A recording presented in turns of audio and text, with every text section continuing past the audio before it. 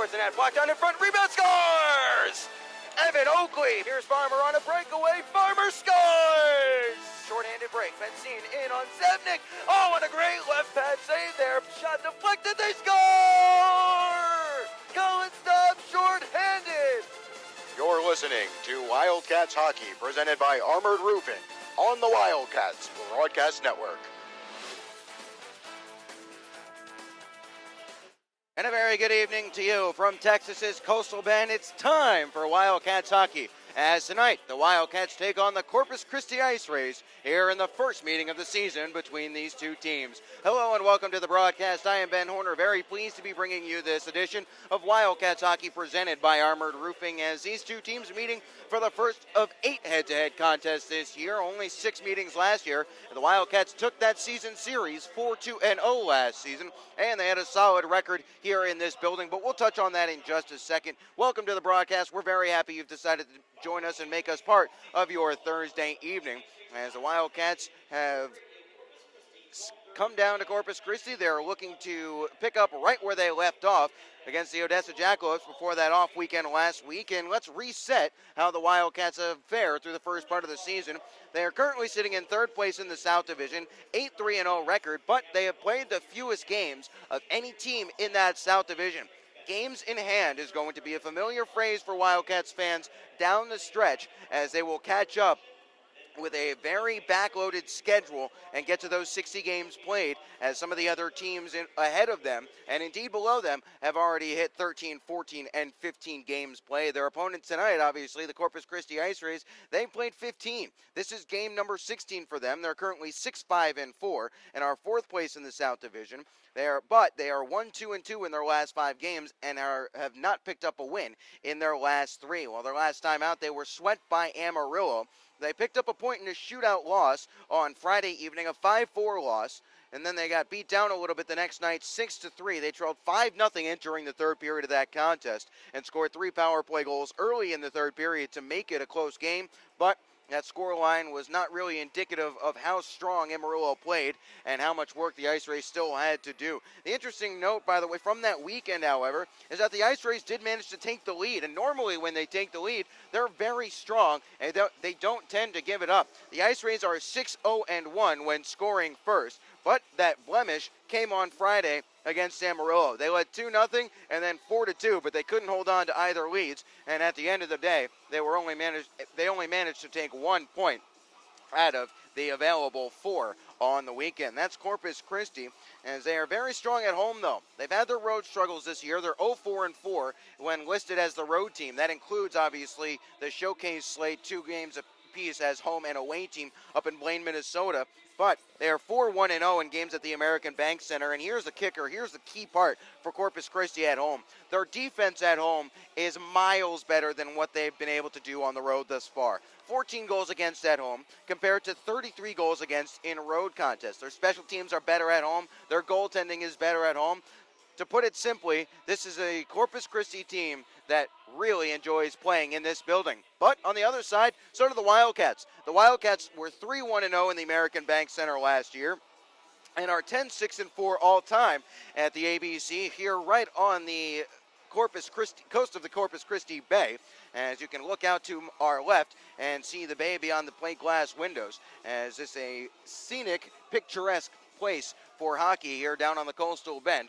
Either way, the Wildcats will be looking to send the home fans home a bit upset, as the Wildcats on the road this year, they haven't had too many road contests. They are they are 1-0-0 in true road games, as the only true road contest they've had this year has been in Amarillo, and that was a 9-1 drubbing of the Bulls. The Cats would love that tonight. Obviously, that's not going to happen every time out, so they'll have to be diligent about their work. They know that this is an Ice Rays team that tends to come out hot and then fall back into a shell and really shut down the opponents as they try to come back. So first goal is really going to be crucial tonight in this one. By the way, for the Wildcats, they are 6-0-0 when scoring first and are 4-0-0 when leading after 1 period of play.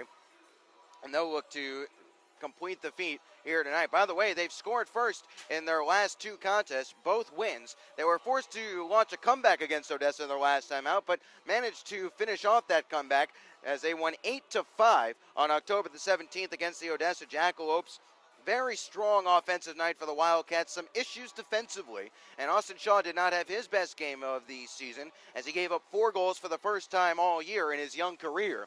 But no matter, as David Zebnik came in the second period and performed well in relief. He stopped 9 saves on 10 shots on goal to pick up his second win of the year. Zebnik will be backing up Austin Shaw tonight. Obviously, the Wildcats will hope that they don't need to pull a goalie switch at any point here this evening. But as a result of that 8-5 win, and coupled with the 9-1 victory the week prior, the Wildcats are the league's leading offense. They're averaging 4.45 goals per game, and they have also scored 17 in their last 2 outings. That is a franchise record for a 2-game span, surpassing 15 goals, which happened on January 11th and 12th of the 2012-2013 season. Those both coming against the Odessa Jackalopes. So obviously, Odessa, a team that the Wildcats have very strong success against. They'll be looking to carry that success over against a team that they've also have had good success against. The Ice Rays 24-10-4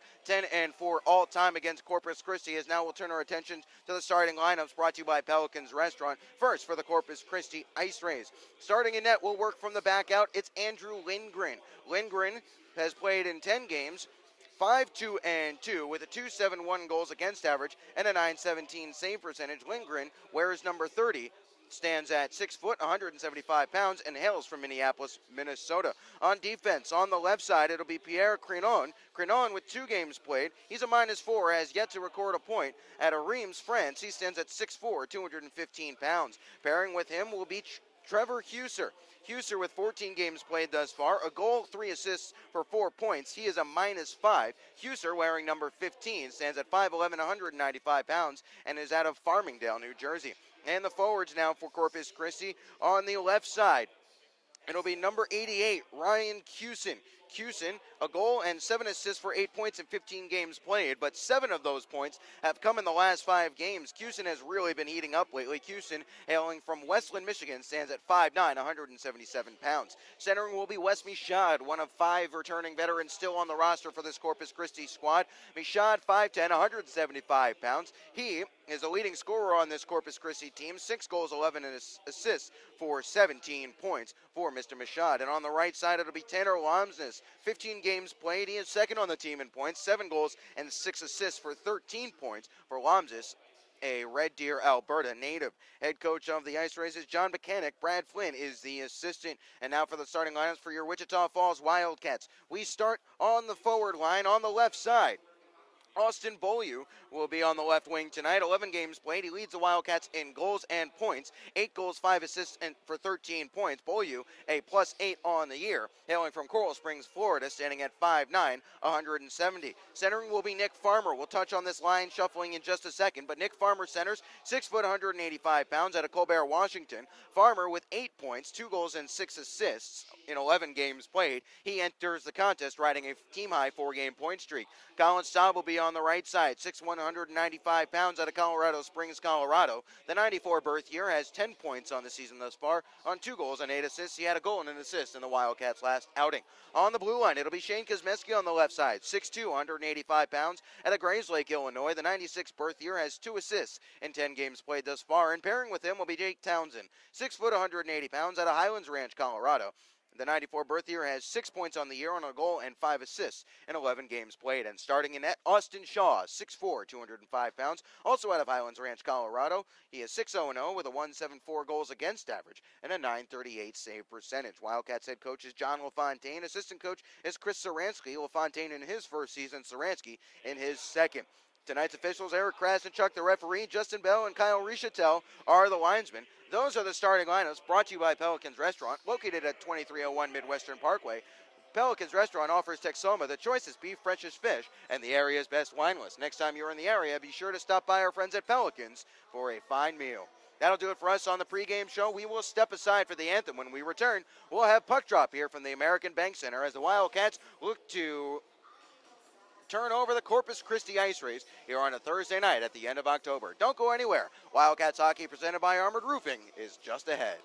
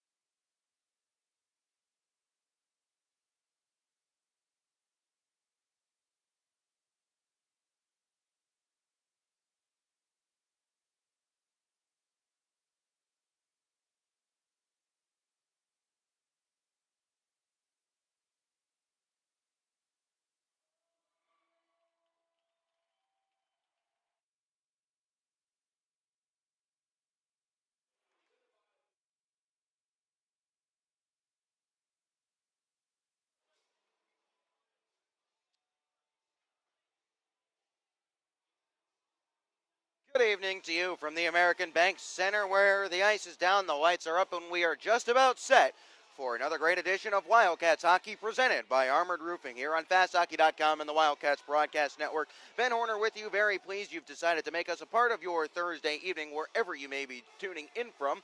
Tonight, the Wildcats on the road for just the second time this season.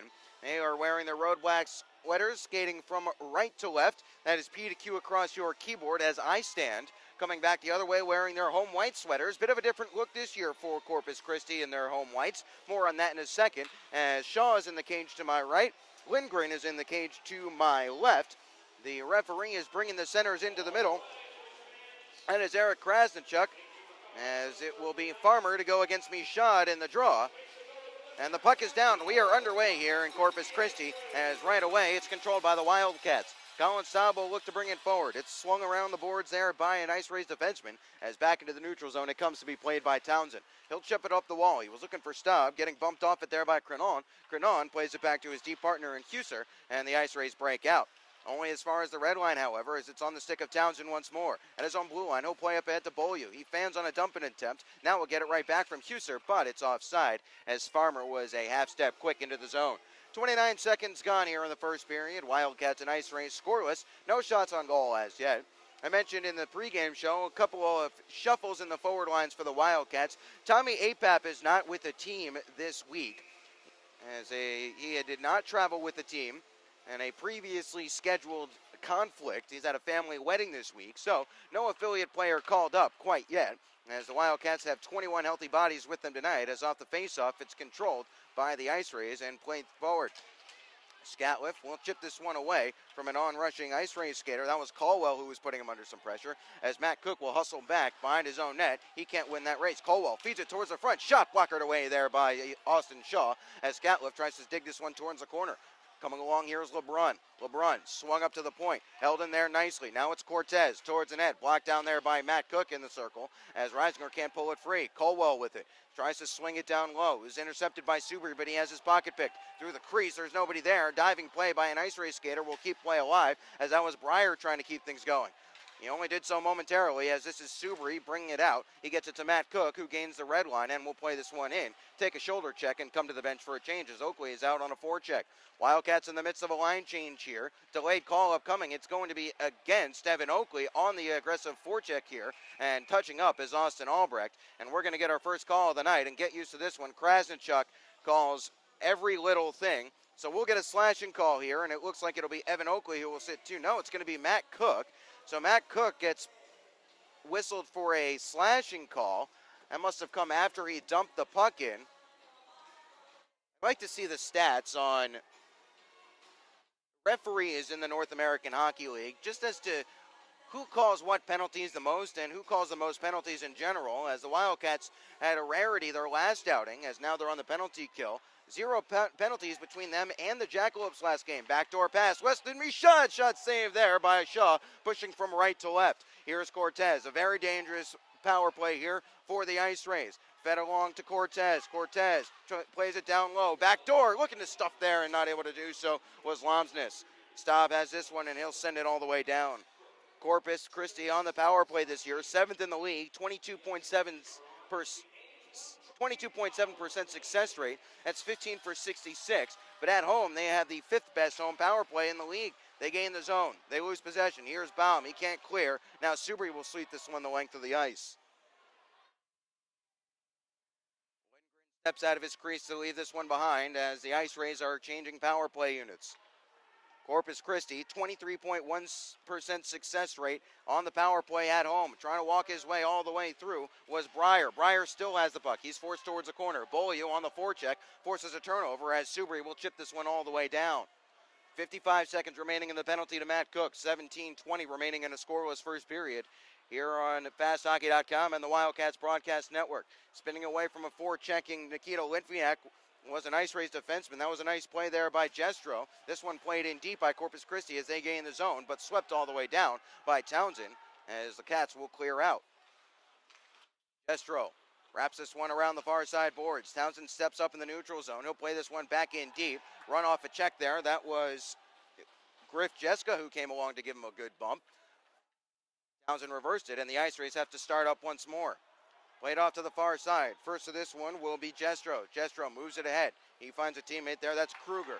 Kruger upended. No call upcoming here. 10 seconds remaining in the first power play of the game as Litviak played it dangerously. Karam's off his skate. Kuzmeski will be the first one to it, but he played it behind. First of this one here, feeding it out in front, looking for Kruger, and a great calm defensive play there by Townsend to intercept, stick handle, and clear it away. We're back to 5-on-5 hockey. First of this one here is Townsend. Played it back to Kuzmeski. Nice little bump there off the boards to find Townsend, and Townsend will start the breakout to Sherazin.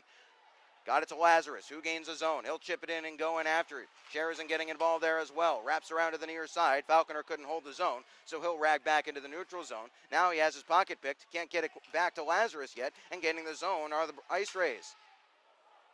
Clear out on a delayed offside. Scatliff the first to it here. He'll bank it along the back wall, looking for Matt Cook. It works its way to the near side half wall. Huser, slap shot, blocked down there, and it broke Sherazin's stick. Slap shot from a bad angle from Michaud. This one goes wide as Sherazin is without his lumber.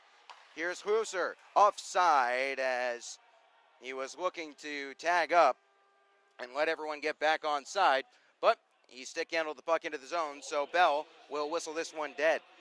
15:39 remaining in the first period. No score between the Ice Rays and your Wildcats, as the Wildcats evaded some danger on that power play. I mentioned Corpus Christi's power play, and Coach LaFontaine has talked about how dangerous this Corpus Christi power play is. We'll hear from him in the first intermission. Faceoff will be on the near side in front of the Wildcats bench, as now we're in a media timeout. Anyway, back to those lineup shufflings real quick. So no Tommy Apap, so that disrupts the line of Beaulieu, Apap, and Staub. Farmer moves up from the right wing on the Sherazin Falconer unit to center that line. Lazarus slots in for Farmer, so it's Sherazin, Falconer, and Lazarus. And on the other unit in question, Austin Albrecht, Eric Yeager, and Nikita Litviak, as Reisinger, Subri, and Oakley will stay together. That pairing untouched. Some D-pairing shufflings here as well, as here is Scatliff playing it up ahead for Reisinger. 4 goals in his last 2 games for Max as he dumps this one in deep. Lindgren almost stumbled there. Subri, nice hit to free up the puck. Here's Reisinger, backhand effort, trying to find Oakley. Had it intercepted. Reisinger shot towards the net, blocked down. Cook will get this one back. Under pressure, he rags at the half wall. He wasn't able to hold the zone as the Wildcats will continue to get the forecheck on. There as the Wildcats try to hold the zone. They do so. It's bouncing around. Michaud will settle this one as he'll curl back behind the net of Lindgren and look to move up ice. Left it behind there briefly as he is waiting for help from Pierre Crenon. Crenon just leaves Michaud to it. He'll put it on his backhand and pitch it high up into the air. Cook with some trouble, but he got it a bouncing puck along to Scatliff as Scatliff feeds the middle for Reisinger. Here's Reisinger. Toe drag shot save there. And we'll get the whistle. Lindgren swallowed it up in the big body. And we get the face-off coming in the Wildcats' offensive zone. 14:46 remaining in the first period. First chance of note for the Wildcats. In fact, that's their first shot on goal in the contest. First shot, period, actually. Beaulieu, Farmer, and Staub out there for the Wildcats, along with Cam Knight and Jeff Baum. Staub ties up on the half wall. Tries to play it down low. Gets it right back as he climbs back to his feet. Here is Staub. Takes a bump there, but he played it towards the corner where Beaulieu will get worked over a bit by Jestro. Beaulieu trying to step free. Here is Farmer trying to play it towards the front. Baum will get it on his backhand and spike down low. Farmer, Beaulieu, loading shot, whistled wide of the cage from inside the circle and rattles all the way down. Knight back to get it here. He'll fling it cross ice. He finds Baum. Baum through the middle hits Farmer. Farmer gains the zone. At the top of the circle, shot goes wide of the cage. Beaulieu first to it on the left wing wall. Beaulieu upended, but he got it to Staub. Staub strong on his skates, but loses the puck. And stepping free and looking to motor forward, here's LeBrun. LeBrun will gain the red line and chip in as the Ice Rays are in the midst of a change. Tangled bodies there. No call upcoming as Knight and LeBrun went down to the ice. This one cleared off the high glass and down by Farmer, only as far as the Ice Rays blue line. Back up ahead here is Corpus Christi. Gaining the zone here is Jessica. Jessica all the way around behind. He'll look to reverse it. Wrap around there by Sean. It's stashed wide of the cage on the loose puck. First to it here on that loose disc was Griff Jessica, acquired this week from the Janesville Jets, as this is on the stick of Cam Knight. Knight to Litviak. Litviak dangerously through the middle where it was intercepted. Stepping onto this one is Connor Kelly. He'll play it in deep as the Ice Rays start up a change. Baum has it, spikes it along the wall, and Litviak will just roll this one out into the neutral zone. Falling there, but getting right back to his feet, no harm, no foul, was Mason Kruger. It's turned over here by the Wildcats. Here is Kruger's shot glove save there by Austin Shaw. And he will hold on, squeeze, and get the whistle. 13-11 remaining in the first period. 1-1 the score. Check that, 0-0 the score in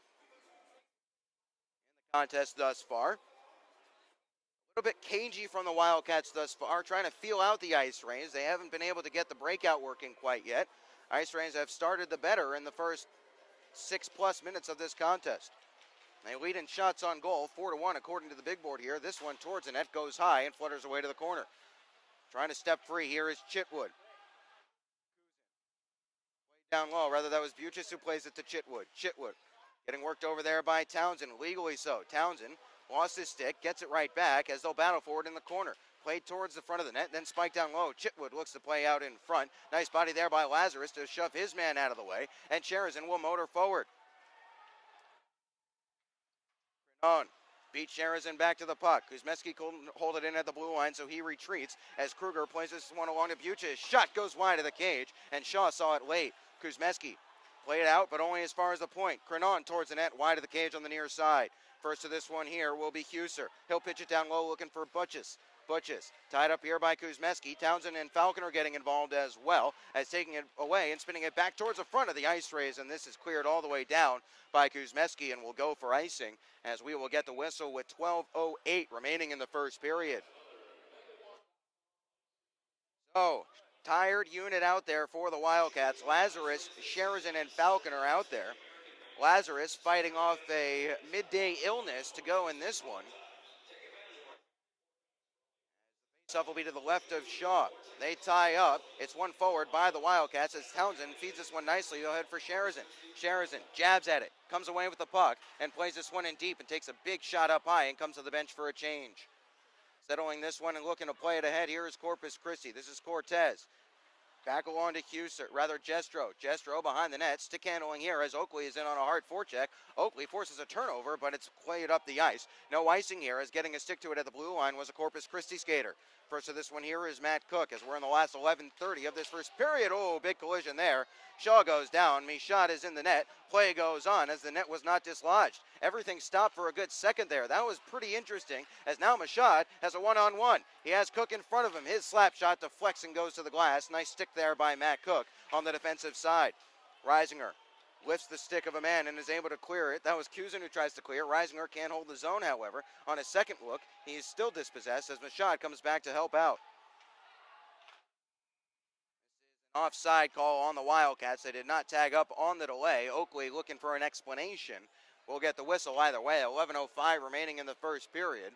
0-0 the score between the Ice Rays and the Wildcats. Ben Horner with you on FastHockey.com and the Wildcats Broadcast Network. Slow start to this one for the Wildcats as they are trying to find their legs. Their lone shot on goal, a Max Reisinger shot on his offside from the right circle.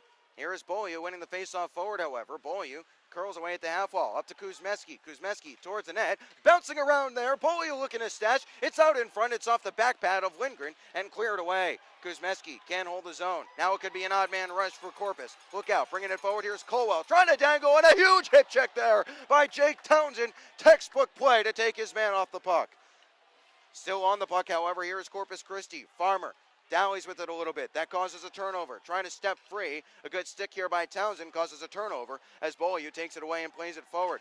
It was too far for Staub. Offside here as Colwell curled back in just before Butchis had gotten himself back to the blue line. 10:26 remaining in the first period in a 0-0 hockey game here in American Bank Center. The faceoff will be on the far side of the ice in front of the penalty boxes and just outside the Wildcat zone. Interesting one there as Michaud went tumbling into the net. Normally you'll see the referee blow play dead and let things get resituated. He didn't there as now Krasnichuk is in the way. Getting out of the way he does as this one is played out by the Wildcats. Baum has it, plays it along to Cam Knight. A new pairing for the Wildcats. 3 new defensive pairings for the Cats, in fact, as Albrecht gains the zone on the right wing side. Shot from a bad angle is saved and held there by Lindgren. We'll get the whistle. 10:01 remaining in the first period. And Austin Albrecht, not the first time that this rookie has skated in this building. Think back to last December 13th and 14th The Wildcats needed an affiliate player. They called up Austin Albrecht, and he came down, skated with the Wildcats here in Corpus, a series that the Wildcats swept. Albrecht almost had his first career goal in his first career game, but he rang a breakaway chance from the left side off the pipe and took some friendly ribbing for that. Baum towards the net, blocked down in front. Where's the puck? Someone lost the stick. That was Albrecht. This played all the way down. Cam Knight will grab it, give it a bomb, quickly back up the ice. Here is Litviak, along to Albrecht. Albrecht dumped out of the play there from behind was Litviak. No call up coming. He gives a run at his man as this is Butchess trying to poke this one free. Albrecht has it for the Cats in front of his own bench area. He'll gain the red line. Feed it to Litviak. Litviak in front, and he missed the net. It was Jaeger on a backhand effort. Great work play there by the Wildcats to get into the zone, but Jaeger missed a chance from all alone in front of the net. First grade A look of the game for the Wildcats, and it goes begging. Chips softly towards the cage of Shaw. First to this one here is Matt Cook.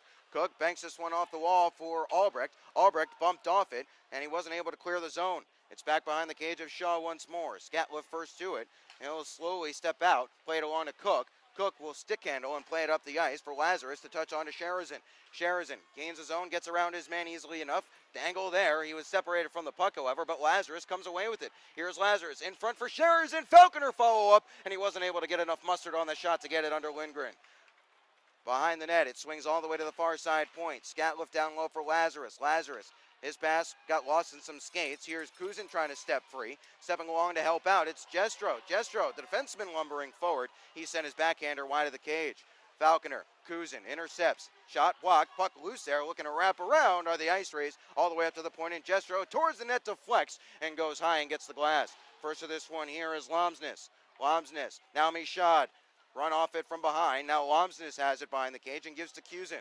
Lomsness in the corner. Now it's Michaud at the half wall. Wes Michaud looking to trade places with Jestro and does. Jestro towards the net off a skate. Sherazin can't clear this one. He's gassed at the end of a shift as Matt Cook will cycle back into his own zone as the Wildcats are starting up a change and the Ice Rays are as well.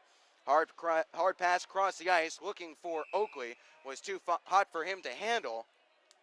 7:55 remaining in the first period, and we'll get an icing. But let's go back to that play just a second ago. First grade A look of the contest for the Wildcats.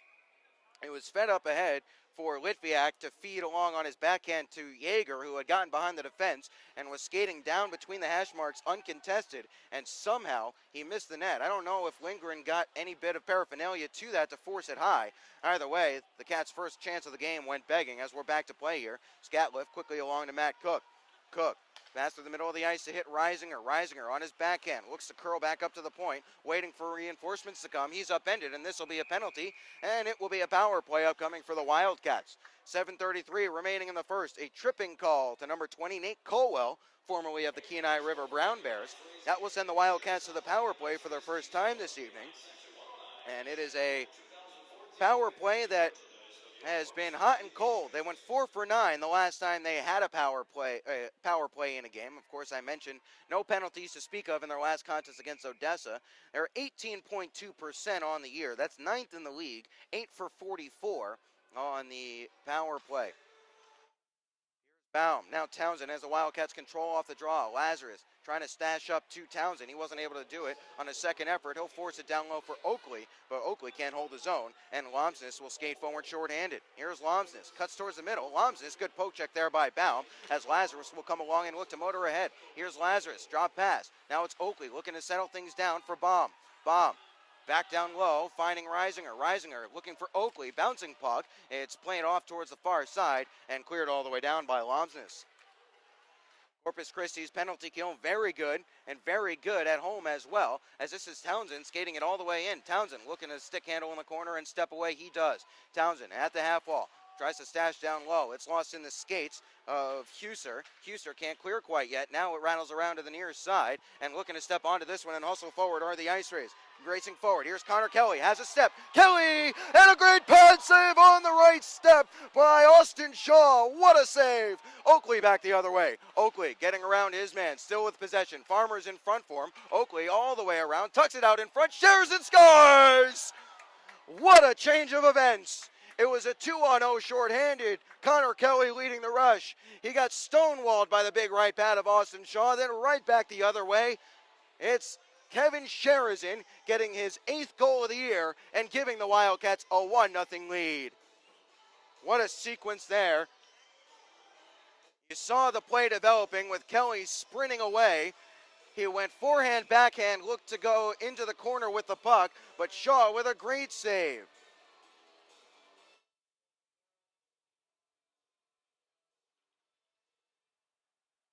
Sherazin scores from the slot, or from the circle, to make it 1-0. Great feed by Oakley, by the way.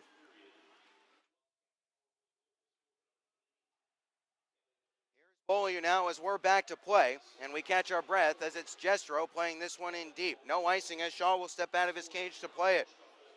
Beaulieu loses his stick as he pitchforks this one along. This will rattle towards the cage of Lindgren. That will be enough for play to continue as we move on. First of this one here is Wes Michaud. Rather, that was Cortez. He'll swing it behind.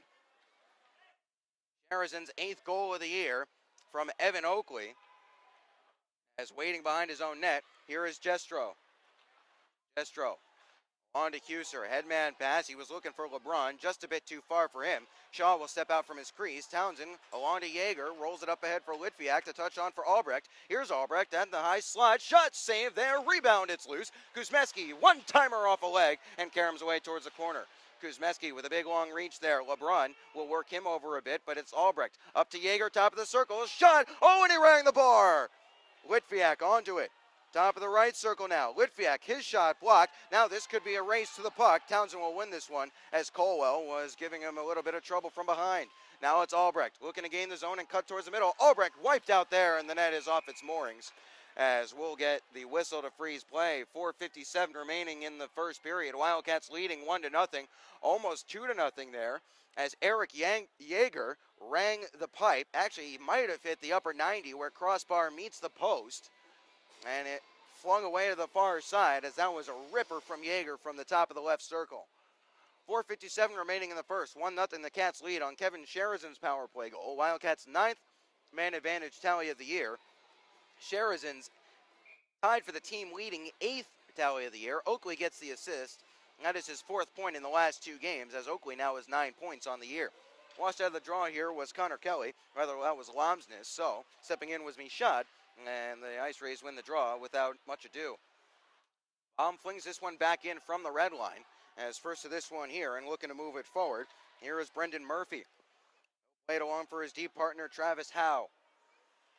Howe directing traffic from behind the net. He's got an A on his sweater trying to get things going here for Corpus Christi in the last 4.5 of this first period as the Wildcats lead by a goal.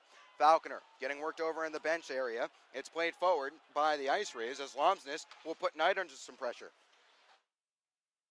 They'll tie up and go to battle behind the cage of Shaw now as Falconer gets involved. Knight with a good clean win there on that battle. Got it along to Lazarus. Touched it off the wall for Sherazin. Sherazin gains the red line, floats it into the corner as the Cats are in the midst of a change. Falconer stays out there on the forecheck. Almost caused a turnover. Now he'll hustle back to the bench. Michaud really didn't like what he saw there from his teammates on that breakout attempt. Oakley, nice forecheck here to cause some problems as now it's Kuzin unable to step around Cam Knight. Reisinger banks this one off the wall in front of the Corpus Christi bench, and it's intercepted and brought forward once more as this is Buches. Buches left it behind there. He was waiting for Kruger to come along and step to it. Instead, it's into the neutral zone as tagging up are the Ice Rays. Townsend the first to it here. He'll roll it off the back wall for Kuzmeski in the last 3:30 of this period. Townsend. Head fake there on the breakout pass. Now he hits Reisinger. Did Reisinger get a stick to it? No, he did not. This will go all the way for icing. 3:26 remaining in the first. Coincidentally, I think it would have been icing even if he did deflect it. He was short of the red line. 3:26 remaining in the first. Wildcats leading 1-0 on a power play goal. And after getting outshot 4-1 to start the contest, they are now out shooting Corpus Christi 6-5. And 5-2 in the last 5-10 minutes or so. They're starting to find their stride as this is Corpus Christi winning the draw and sending one towards the net. That's saved and held there by Shaw easily enough off the stick of Jestro. Not too much traffic in front. The Wildcats will take that all day long. A rare Thursday-Friday set here for the Wildcats against the Corpus Christi Ice Rays. Back to the point for Jestro, along to Cortez here for the Ice Rays. Cortez shot, scores! through traffic. It deflected off a body in front, and the Ice Rays tie it up with 3:16 remaining in the first. It's 1-1.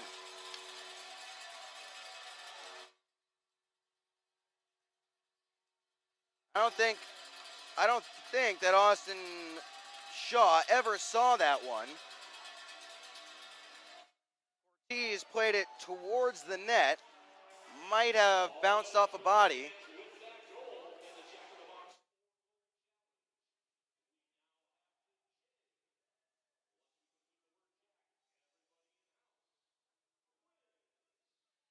We'll get back to play here. A couple of things thrown onto the ice. The stands, not sure what that was all about. We'll get back to it here. So, curse to the commentator there. I say the Wildcats are carrying the play, and of course, Corpus Christi scores almost immediately. Maybe I should just stop talking. Pass through the middle of the ice. Here is Michaud. On his backhand, Michaud forced behind the net. He'll take it all the way around, then is run off it there by Turk Scatliff. It's behind the cage of Shaw, as this is Austin Beaulieu. Beaulieu up ahead to Farmer. Farmer there will look to gallop along. Left it behind. Offside play. Wildcats will tag up and look to start the forecheck abbreviated. Here is his dump in. Blocked down and picked up by the Wildcats. Farmer flings this one cross ice. Looking for Beaulieu. He'll come to the bench for a change instead. Played all the way down. This will not be icing, as they say. Someone got to stick to it in the neutral zone, as this is Matt Cook looking to start the rush for the Wildcats. He got it along to Yeager. Yeager bounces this one towards the cage of Lindgren, and Lindgren will hold on. 2:25 remaining in the first. 1-1 the score. The goal is credited to, I believe it was credited to Cortez. It is Cortez's goal from Mason Kruger and Logan Jestro. For Cortez, that is goal number 7 on the year and point number 14. Good for second on the team for Anthony Cortez. Face off, a false start is whistled. Washed out of the draw was Yeager for the Wildcats, so Albrecht will take it. He can't win the face-off, as this is Corpus Christi looking to bring it forward in the form of Travis Howe. Albrecht. Nice forecheck here as Yeager gains his own for the Wildcats. Backdoor, Litviak's shot went wide of the cage as Scatliff was racing down from the blue line. Litviak might have taken it off his blade. Here is Yeager. Can't play it down low for Albrecht. At the point, Knight can't hold his own. This sent all the way down as Baum will go back to retrieve in the last 120 seconds of the period. Baum with some trouble. Look out here. He was able to fish it free along to Albrecht. Now Albrecht stick handles, rolls it up the wall for Yeager to give along to Cam Knight. Knight will motor forward. He gains his own. Holds on a slapper. Now a wrist shot and a blocker save. On the back door, it's loose and it's swept away from danger by a back-checking Ice Race skater. Good alert play there. Litviak bouncing puck through the middle of the ice. Albrecht couldn't settle it. Knight will step up and sweep this one into the zone in the last 90 of the first. We are tied. 1-1.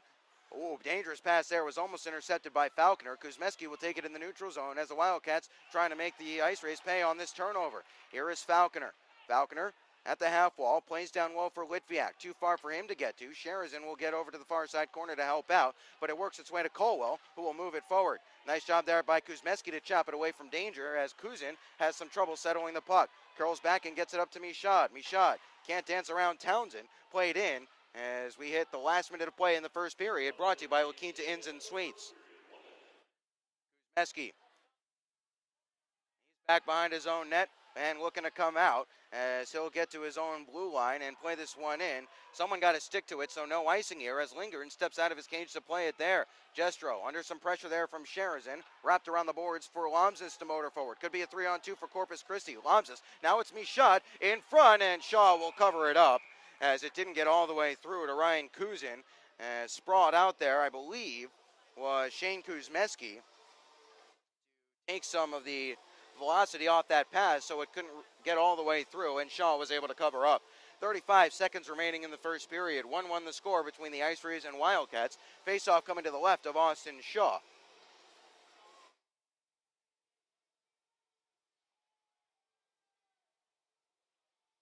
Face-off won by Kruger. Cortez along to Jestro. Walks down, slap shot, save there by Shaw as he found a window through the traffic to spot that puck and was able to swallow it up. 29.9 seconds remaining in the first period. And again, the score still holding 1-1.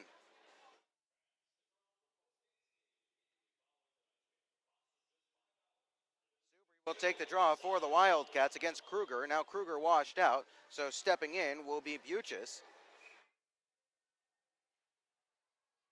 Draw, it's a tie-up, and it's played towards the net off the outside of the cage of Shaw and picked up by Reisinger in the last few seconds of the period. Cook chips this off the boards and out into the neutral ice with 17.5 remaining in this period. Shaw steps out from behind his net, rolls it along the boards looking for Reisinger. Reisinger plays it softly ahead for Subri. Subri's tied up, but he comes away with the puck with 7 seconds remaining. Subri, shot partially deflected towards the cage of Lindgren, and he'll have to cover up as he wasn't able to milk the clock enough. 3.5 seconds remaining in the first, so the Wildcats will get one last shot for a quick play right off the faceoff and maybe regain the lead.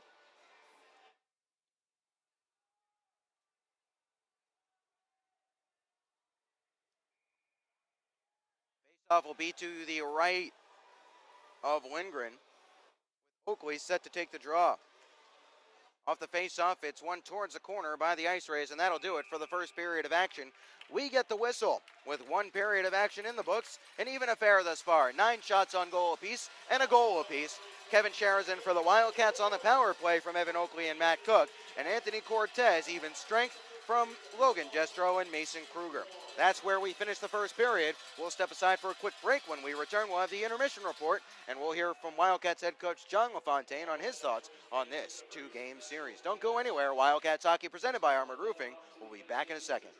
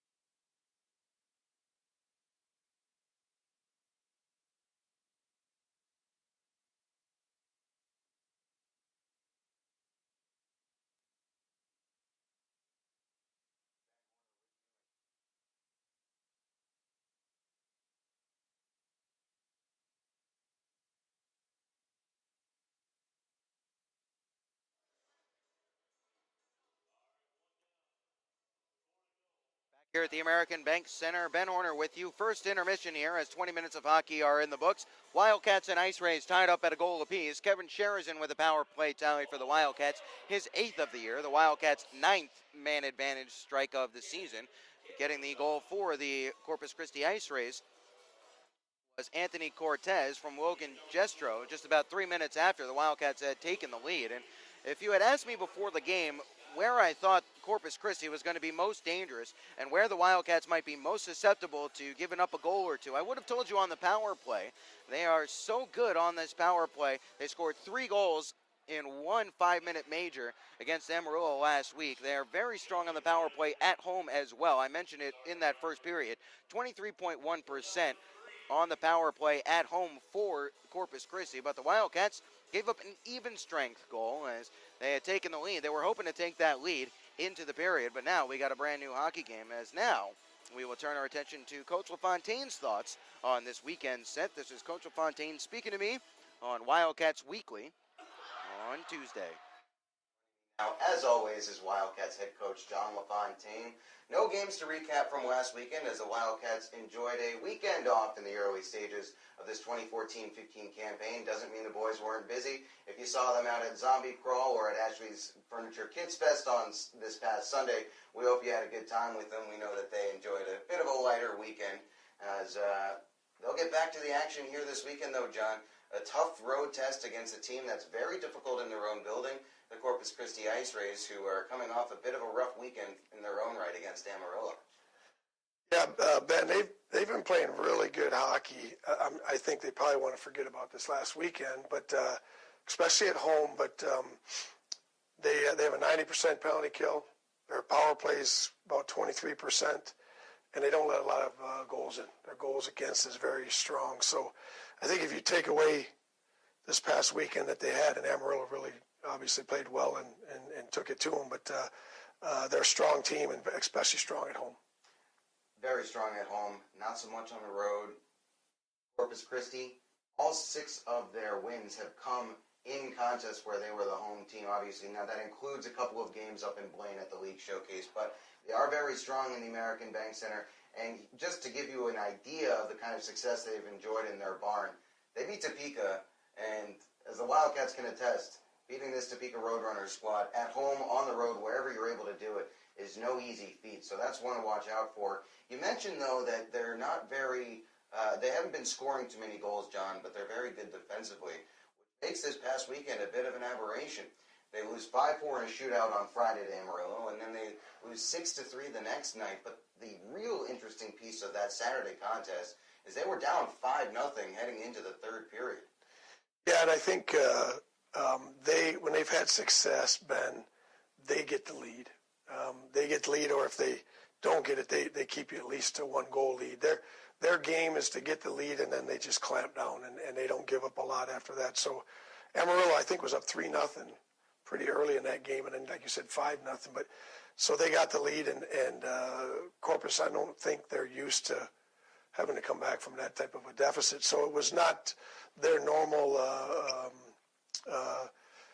game plan or the way things have worked out this year. They got down quickly in those games, and then all of a sudden it turned into a shootout, and they didn't have success. So we expect them to just really come out tough and not give us much offensively, really be strong. They pack it in, and they play good defense. They back check hard. They don't give you a lot of time and space.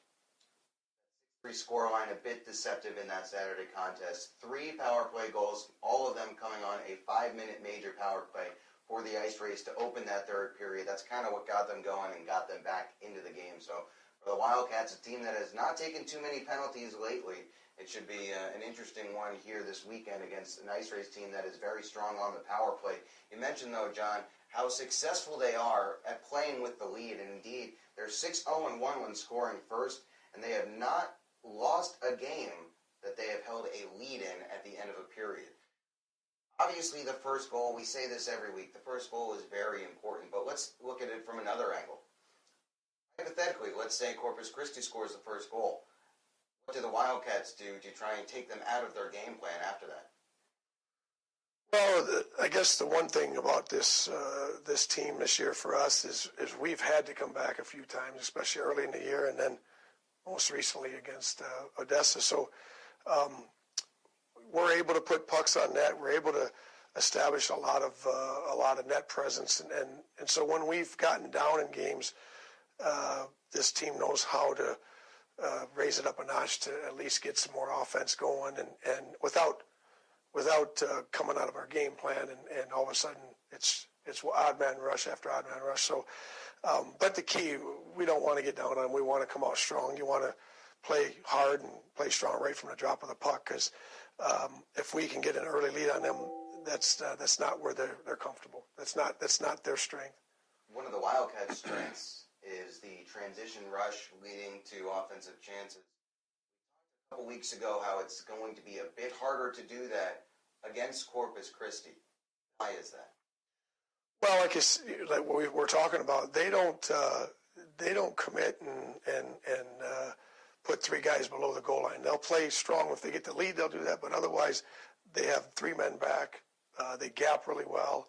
And so they don't give you much room in the mid zone to establish that transition that we're talking about. So we'd have to put some pucks behind them or find areas behind them because they'll have numbers at their blue line, making us come out of our game plan a little bit, or our comfort a little bit. Bit more chip and chase Yep. and dump and win the race of the puck this week. Wildcats as we roll on Wildcats Weekly, presented by Armored Roofing. He's Coach LaFontaine. I am, as always, Ben Horner, and we're talking about this upcoming weekend between the Wildcats and the Corpus Christi Ice Rays down in Corpus Christi, which is really the first true road series of the year for the Wildcats. They obviously had the 4 games set up in Blaine, but everybody is traveling to that one, and the one game against Amarillo, not a true road series. Do you prepare your team any differently for a road series than you do a home series, John? Not really, Ben. I mean, you want them playing just as strong on the road. You know that they're going to come out a little bit stronger at their home barn and want to establish some physical presence. But our game plan doesn't change much going on the road. You know, the one thing we haven't had a lot this year is 2-game series. You know, we've had one here against Topeka, and then we had one here against Odessa. And other than that, it's been the showcase, one opponent, and Amarillo and Odessa for one apiece. So we haven't had a lot of back-to-backs, which, you know, it's not as easy. It's tough trying to go into an opposing opponent and take 2 wins from them. Wildcats thrived on last year, though. In fact, their 19-9-2 mark away from the KYC was really what helped them secure a spot in the North American Hockey League's playoffs. Hockey League playoffs last year wound up being crucial down the stretch as they had their struggles at home, shall we say. Off to a better start at the KYC this year. Off to a better start in general this year. High-octane offense is clicking on all cylinders. 17 goals in their last 2 games, and see something a little bit different this weekend, as we were just talking about, though, John. Corpus Christi, very solid defensively. But the other thing to note about Corpus Christi is, despite the 3 goals in their game on Saturday and despite the 4 goals they scored on Friday, they're not a team that scores much. They're not a team that's going to put the puck in the back of the net very often. And, in fact, most of their offense is coming from Wes Michaud and Taylor Lomsas. How do you go about, in much the same way that Odessa has Rasmus Watson-Enbach, Kenny Hausinger, and Derek Brown, how do you go about neutralizing Corpus's top unit? Well, you know, Odessa, like you just said, and somewhat Topeka had a top line too. And for the most part, we try to match up a deep pair for sure. We haven't matched up front as much against them, but we'll assign a deep pair that's going to be their line to stop. And you know, the guys that have been doing it mostly have been Cam Knight and Matt Cook. But we're going to switch things around a little bit. We've got some depth at D, and we've got guys that are playing very strong at D, but it's a little tougher on the road. It's easier at home to get those matchups, so we're going to have a lot more road games coming up. So we're going to have a couple of D pairings that are going to have to be ready to stop that first line. Are a bit unaware of what Coach is alluding to. The home team gets to make the last change before a face-off, making it a lot easier to match up units when you're at home than when you're on the road. Yeah. Takes a little bit of coaching savvy and putting guys out late and taking them off real quick to get the matchups that you want. So that'll be one to watch for. John, now you had a bit of an interesting weekend this past weekend. The Wildcats were off, and this guy was off to Minnesota. Tell us a little bit about what you were up to last weekend, John. Well, it was obviously planned a while ago because we knew we had this weekend off, but my son, it was parents' weekend for my son, and he's a senior, so we got a chance to go up and watch a couple of his games at their home rink in Mankato, Minnesota. And it was kind of neat because they played Huntsville, Alabama, which is where we have a couple of our players obviously committed to, and it was fun. It was fun to see a game, first one this year as far as live. Not on the internet, but it was good hockey. I was impressed with both teams, and the home team came away with a couple wins. So there you go. J.P. LaFontaine, a senior for MSU Mankato, that's Minnesota State, for those of you who aren't aware. And as I saw, wound up finding the back of the net on Friday night as well. So pretty good trip for Coach LaFontaine to get out of town and get up and see J.P. So that must have been a nice break for you. Now the Wildcats are going to get into the real meat of their 2014-15 schedule here coming up. Obviously, two and next weekend as well, and a whole mess of games coming the Wildcats' way. John, any final thoughts before we let you get out of here? No, I think our guys are hungry and ready to play some hockey. They're tired of beating themselves up each other in practice. So we're excited to get back to some weekends of hockey. There you go. Why beat up your teammates when you can beat up an opponent? Exactly. More on Wildcats Weekly presented by Armored Roofing just after the break. Don't go anywhere. We'll be back in a second. Reminder to you that you can always catch Wildcats Weekly on our YouTube channel. We post it on Tuesdays. Of course, you can also listen to it on KOLI 94.9 The Outlaw. If you are in Texoma in the Cumulus listening area, it airs on Wednesday evenings at 7 p.m., but go ahead and watch it when we post it on Tuesday. And, of course, we remind you that we always take questions for Coach LaFontaine in our weekly interviews. So if you ever have something you want to hear from him, go ahead and send it our way on Facebook, on Twitter, and we'll try and get your question involved. Let's take a look at the Jerry's Sporting Goods out-of-town scoreboard before we finish up here on the intermission report.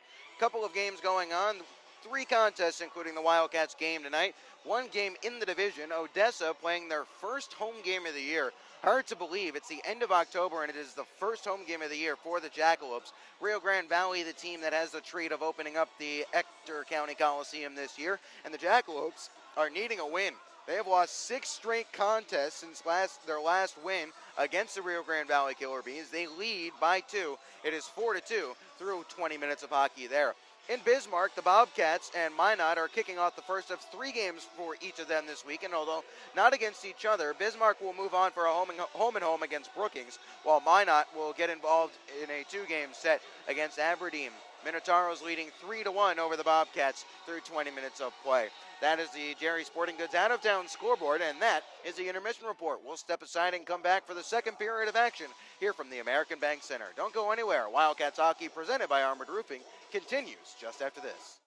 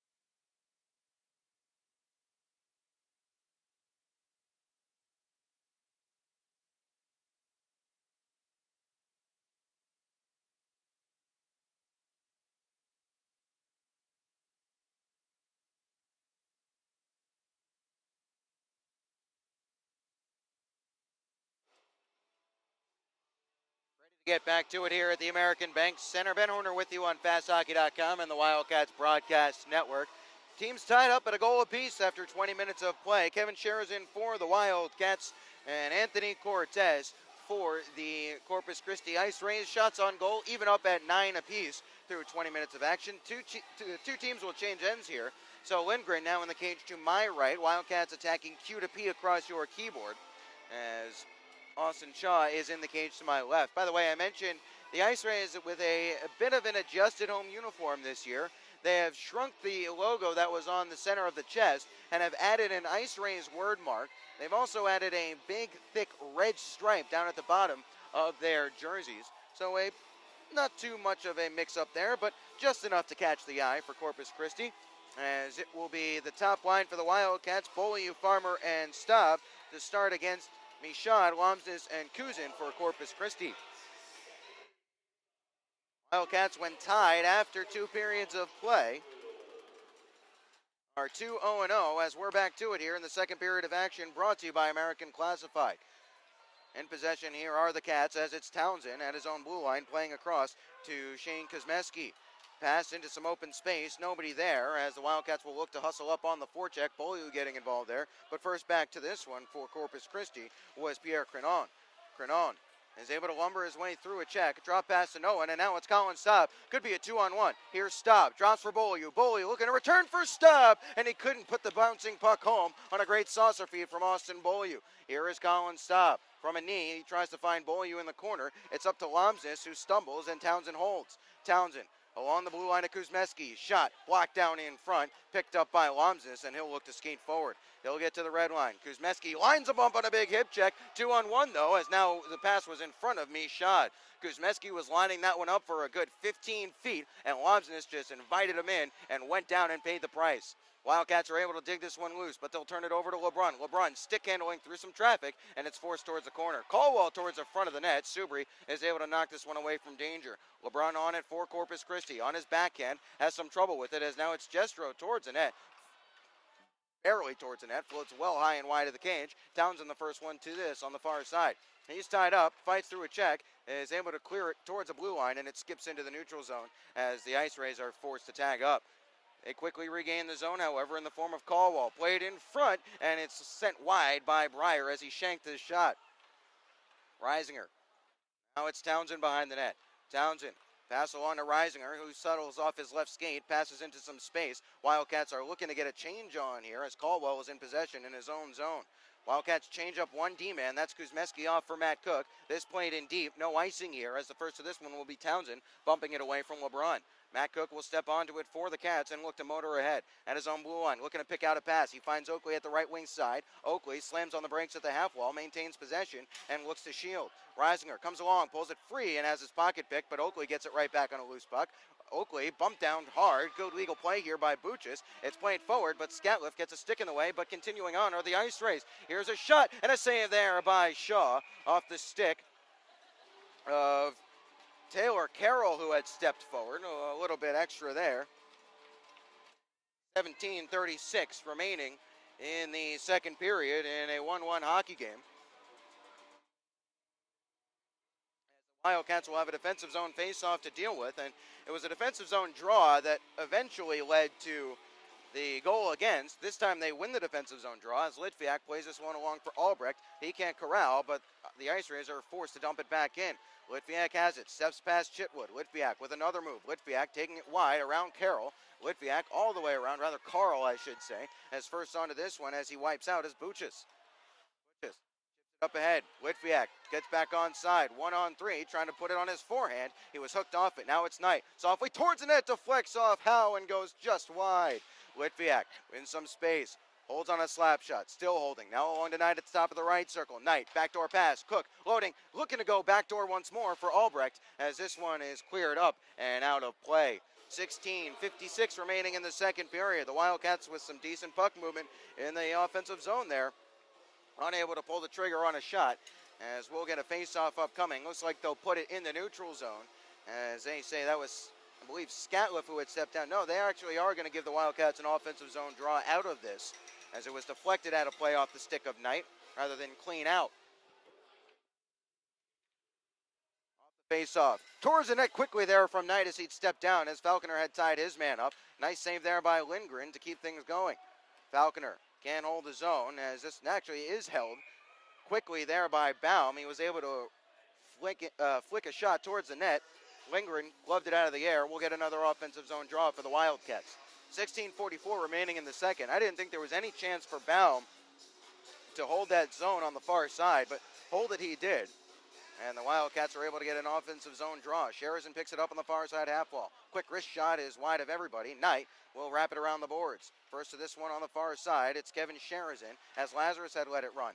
It's behind the net for Falconer. Falconer on his backhand now, looking to go somewhere with it. Little stick move there. Now along the goal line, he gives to Lazarus. Lazarus skates off to the far side half wall. Nice little stick handle here. Here's Lazarus finding Knight, top of the right circle. Knight holding, shot, blocked. Baum will get it back at the left point. Circles back towards the front of the net, bouncing around there, skips over everybody and goes to the glass. Lazarus, now Falconer once more. Wildcats with some good zone time here as Falconer is under pressure and played it to Lazarus, but Lazarus couldn't grab it.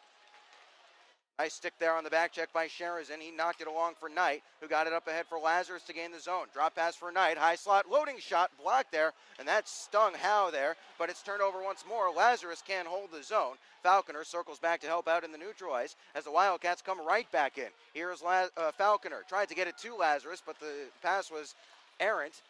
Gaining the zone, here is Michaud for Corpus Christi. Drop pass for Lomsness. Lomsness holding shot, save by Shaw, and it's cleared away from Kuzin, who was on the back door by a good active stick of Cam Knight.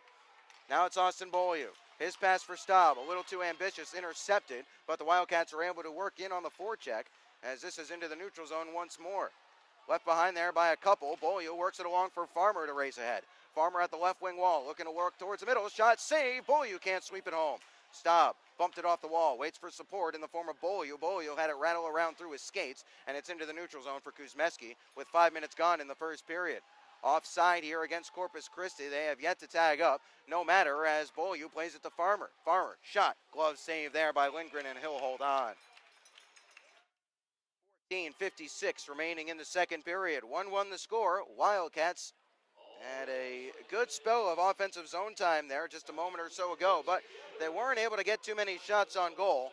Credit to the Ice Rays defense, keeping them to the outside on that quick little shift there. And by the way, it was the unit of Lazarus, Falconer, and Sherazin. Lazarus, who was a question mark coming to the arena due to an illness that he picked up in the middle of the day, is fighting through it, gutting it out, no pun intended, and has played fairly well here in the early stages of this second period.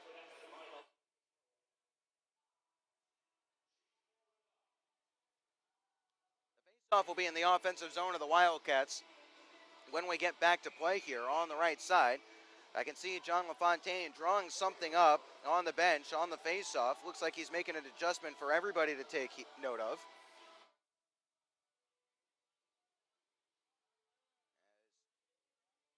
It will be Subri, Reisinger, and Oakley out there along with Cook and Turk Scatliff. The D pairings shuffled from top to bottom tonight. Off the faceoff, it's one. Another faceoff win for the Ice Rays. Nice job by Oakley to knock this out of midair and keep the forecheck alive for the time being. Subri gets the body in the way. Karam's behind the cage of Lindgren. First of this one here are the Ice Rays. It's played out of the zone for LeBrun to touch into the path of a teammate, but it's intercepted here by the Wildcats. Colwell gains his own on sides, however. Drop pass. Here's LeBrun. Back door. They score. No one picked up the man on the back door. I think it was Breyer. And the Wildcats trail 2-1.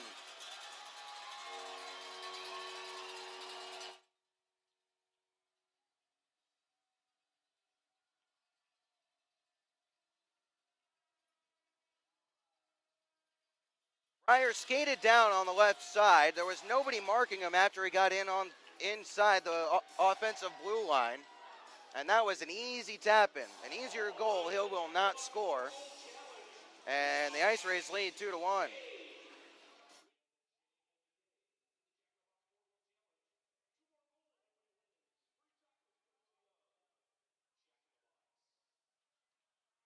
Back to it here. Wildcats all of a sudden behind after they had scored first in this contest as they trail 2-1 here. As this is a shot from a bad angle, they score! Kruger from the goal line. Austin Shaw didn't seal his near post. That is a bad swing here for the Wildcats in their own zone. They need to wake up. Kruger from the goal line snuck it inside the post somehow.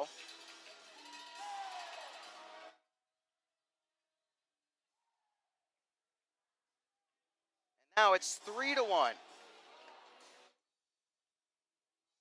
Just like that, Wildcats fall asleep in their own zone for a minute and a half, and this is something that plagued them against Odessa in their last time out.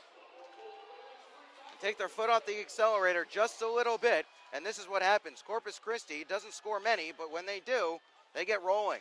Here's Sherazin, full head of steam. Now it's Lazarus playing it behind. Bouncing puck almost skitters off the pad and in of Lindgren, as the Wildcats now have their work cut out for them. 14:06 remaining in this second period. They trail 3-1 on goals less than 15 seconds apart.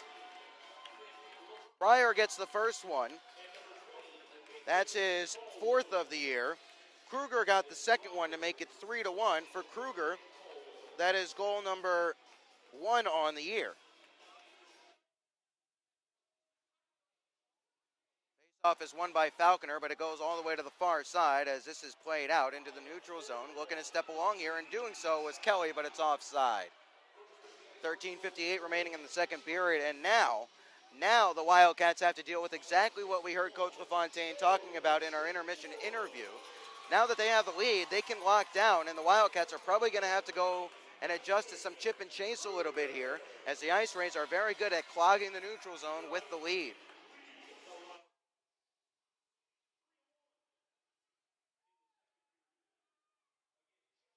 Drop pass, getting around a man there was Corpus Christi. Now a headman pass, Beaulieu trying to hustle after it. The pass from Staub was too hot, so it wasn't a breakaway, but play continues as Beaulieu is tied up. Sent in front looking for Farmer, getting a stick in the way there on a nice play was Cortez, as this is cleared up and out of play, and the faceoff will stay in the zone.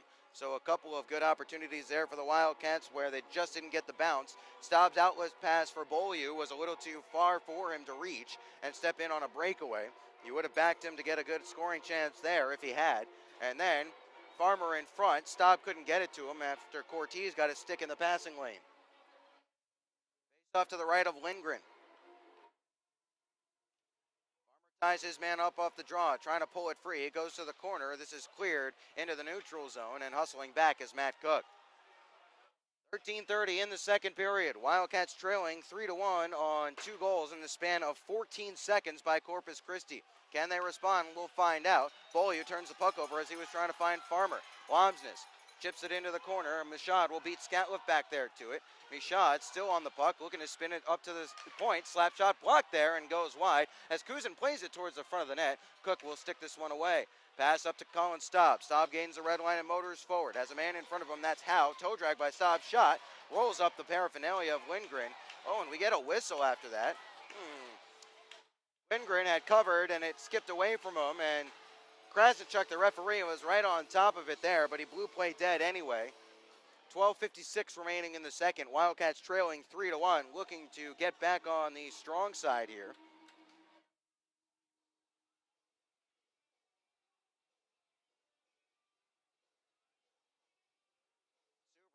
Take the draw against Breyer. Towards the corner it goes for Reisinger to pursue. Reisinger has it at the half wall, spins away from his check there. Now still with it is Reisinger. Bumped off it, Subri behind the net now. He'll take it behind the cage anyway. He's tied up there legally, so says Krasnichuk, the referee. It's played towards the middle of the blue line, held by Cam Knight. Tries to play it towards Oakley, but it's down all the way behind the goal, as now Caldwell will take this one on the near side half wall uncontested. Plays it forward. He's looking for a man LeBrun to race onto. He goes to the front of the net. Bouncing puck there off the stick of Baum. Almost an own goal as it's still loose at the side of the net and in the slot. But Knight will pick this one up and play it ahead for Reisinger. He's gassed at the end of his shift. Corpus Christi flies this one up the glass and unable to control it. Here was Baum as LeBrun plays it for Colwell. Colwell's shot and a save there by Shaw. And unable to stash home the rebound was Breyer. Breyer looking to step out in front and tuck it inside that post. He wasn't able to do so. Oakley just drilled into the boards, and it's going to be a penalty upcoming against Corpus Christi as Baum has it on a delayed call. Reisinger. Play continues as to the bench was Shaw for an extra attacker on the delayed penalty. Here is Knight gaining the zone. Here is Knight still. His shot, blocker save there, and this one is swatted out into the neutral zone. Still no control whistle. We'll play on as John Buchanan is hollering at Krasnichuk, the referee. We play on. Delayed penalty upcoming still for the Wildcats. Cook loading shot blocked there, and finally touching up and controlling was Anthony Cortez. We're going to get a boarding call here against the Corpus Christi man. It's LeBrun. On first look, it looked like that was more shoulder to shoulder than anything else, but Krasnichuk makes the call. The Wildcats won't complain.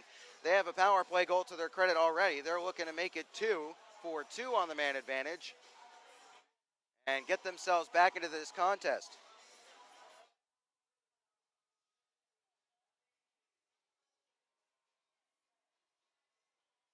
Off to the right of Lindgren. Farmer out there with Cook, Yeager, Litviak, and Sherazin.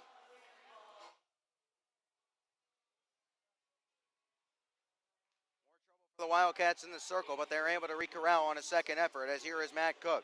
Plays it off to Yeager, too far for him, so he'll have to chip it behind for Farmer. Farmer getting worked over there by Cortez. Litviak, nice job to shield it away from Michaud and play it for Farmer. Farmer having some trouble with it as he fans on it. This one cleared, not all the way down, as Yeager kicks it at the point to settle. Yeager down into the corner for Farmer.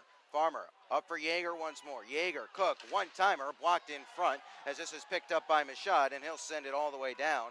Rolling puck goes into the behind the cage of Austin Shaw. 10:55 remaining in this period.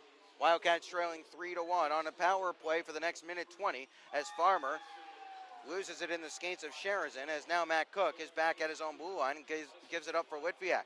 Litviak gains his own at the circle. Toe drag. Litviak shot. Save. Rebound. Puck is loose. They'll jam for it. Sherazin can't pull the trigger as Cook holds this one. Got it along to Litviak. Right circle. Litviak pass through some traffic. Blocked down. Getting it right back. Here is Beaulieu. Now it's Litviak once more. At the circle through the middle and stashing it just wide of the crease was Beaulieu in the slot. Sherazin backdoor. And it skitters just wide of the cage. Yeager first to it here. 45 remaining in the power play. Sherazin couldn't settle and slam home on the near side. Now it's Sherazin at the half wall. Down low for Litviak. Litviak trying to dance out in front as it was intercepted. Can Cook hold his own? Yes, he will at the left point.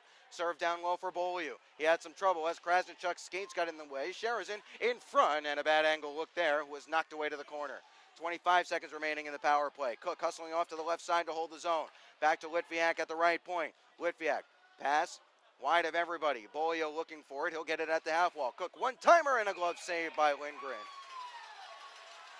9:44 remaining in the second period, and now we get some extras at the goal mouth. Wildcats trailing 3-1 on a power play for the next 14 seconds. Good possession here, but they're not able to get much penetration as Krasnichuk having a word with Connor Kelly after that one. I'll be saying enough of that, trying to keep this one from getting out of control as we have hit the halfway mark of this contest. 30 minutes and a few seconds played, a little under 30 minutes remaining. Wildcats trailing 3-1. They took a 1-0 lead on a power play goal by Sherazin and then 3 unanswered from Corpus Christi, including 2 and 14 seconds in this period. Have the Wildcats reeling. The last 3 seconds of the power play, it's cleared all the way down by the Ice Rays. We're back to 5-on-5 as the Wildcats power play chance is over. Now it's Townsend looking to step forward. Here is Townsend. Nice head fake there around Kuzin. He'll get to the red line. Another head fake here to get around his man again. Townsend feeds it in front, and a good sprawling play here by Huser as Townsend will get it back behind the net. Slung around to the near point. Subri wasn't able to get across to the boards to hold it in as he'll hustle back. Nice skate there by Townsend as he faked around one man, faked around another, as look out, this could be a turnover here for the Wildcats, but they're able to move it forward as Oakley has it and will look to start ahead. Townsend gains the zone, or rather Oakley gains the zone. He left the puck behind here. Subri ties his man up, 2-on-1 for the Ice Rays. Kuzin, Michaud, back to Kuzin, they score. 4-1, the Ice Rays lead. Shaw hung out to dry, not much he can do there. Great play there by Kuzin and Michaud. And the Wildcats don't really know what hit them in this second period. 3 goals for Corpus has them up 4-1.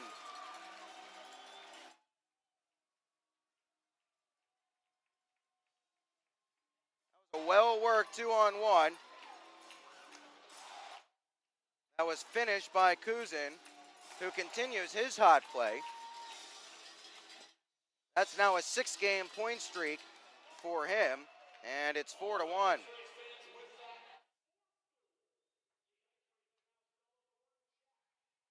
8:47 remaining in the second period. You know, you're starting to get the feeling that the Wildcats need this next goal to have a chance. Here's Baum stepping up. Baum looking to play towards the front of the net. Oh, and a great aggressive play there by Lindgren to close Sheridan down on the near side. Colwell will gain the zone, plays it towards the back door. There was nobody home as the man was tied up. Wildcats have some trouble with it in their own zone, but it's Lazarus instead. Lazarus chips it towards the cage of Lindgren. He'll cover up and get the whistle. 8:21 remaining in the second.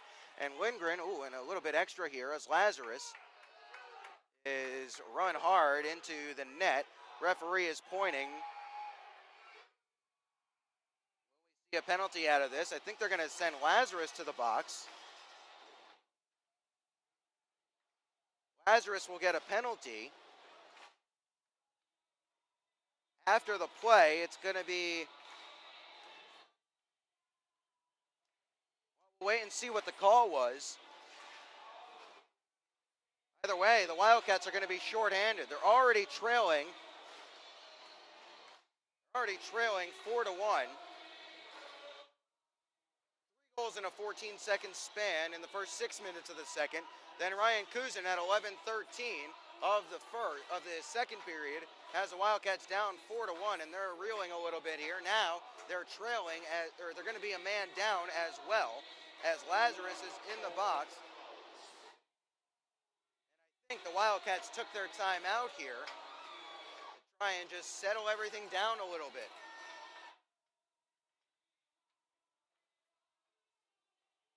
Wildcats have come back in this multiple times this season, but they have not had a 3-goal comeback that finished with a win. Say this, by the way, for the play of Lindgren. Andrew Lindgren has been very good in this second period. He's been very aggressive, challenging the shooters and getting out to challenge the puck. That's made the difference on a couple of scoring chances for the Wildcats that were turned aside. Give Lazarus 2 minutes for unsportsmanlike conduct. I guess that results from him going into the net after the fact.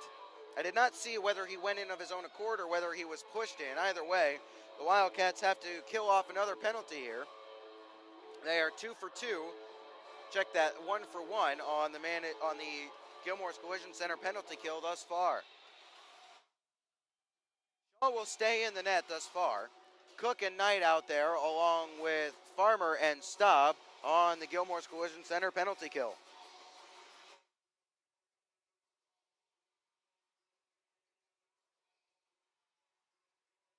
Farmer will take the draw against Michaud. Michaud wins it clean back to Cortez at the point. Cortez, pump fake on a shot towards the net. Kuzin's shot was blocked down. Farmer will clear this all the way down.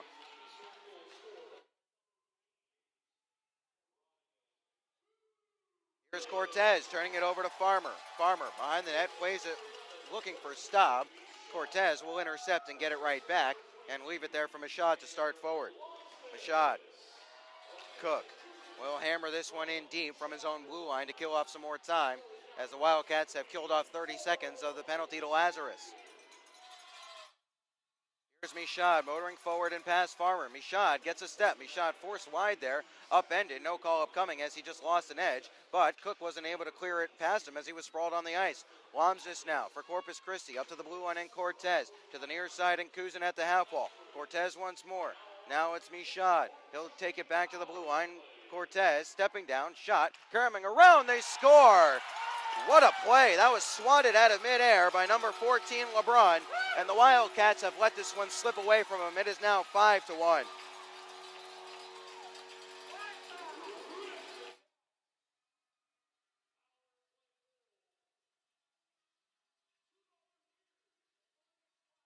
Run scores on the power play. Coincidentally, the first power play goal the Wildcats have allowed in their last 10 opportunities is now 5-1. So, some shuffled pairings in the defensive zone this week. So far, it has really backfired. Here is Albrecht, shot towards the net, rebound is juicy, but Lindgren kicked it onto a teammate's stick as this is Colwell gaining the zone. Townsend first back to it here as the Wildcats have really Oh, they turned it over again. Shot. Kelly sent it wide. The Wildcats have not come out of the locker room after the first intermission, and that's the best way I can really describe it. 4 unanswered goals as they now trail 5-1. Here is Albrecht. He'll gain the zone. Yeager has it on his backhand. He's forced wide in front, looking for Albrecht, and Litviak just let it skitter wide. Zone it comes. Albrecht trying to work it free in front of the bench area. Litviak steps along with it. Nice stick move here, and then has it knocked away from him on a good poke. Falconer can't get there as Colwell will skate away. It rolls off his stick, and Baum will get back there and give it up to Kuzmeski. Oakley wants it. Kuzmeski gains a zone. Kuzmeski drops for Oakley, but it was in front of him, so he was unable to pull the trigger. Back up the other way. Here is the Ice Rays stick move there, and a good poke check by Austin Shaw. He loses the lumber, and it goes all the way into the corner. He's without his blade. He gets one from a defenseman. That was Jeff Baum giving up his twig, as Falconer with a nice little move through the wickets of his man, but then he left the puck behind at the crucial moment as Howe rubbed him off the puck. Kuzmeski along for Knight. Fresh from the bench, Knight gives it along to Sherazin, who gives it over to Falconer. Falconer outside the circle. Toe drag shot off the face mask there of the goaltender Lindgren, and behind the cage it comes for Oakley. Oakley. Sherazin. Farmer from the bench. Softly down low for Cook. Cook, back door. He waited too long after he had Oakley in front. Farmer will hustle up and hold this one in, and play it down low for Matt Cook. Cook touched it along for Sherazin. Sherazin as Farmer goes to the net in front, and Farmer wasn't able to direct it home. This one cleared all the way down, as this will be icing. No, it will not be icing. They wave it off as the puck was rolling on edge. Matt Cook back there. There's a loose stick. This is going to be a penalty, and it's going to be against the Ice Rays.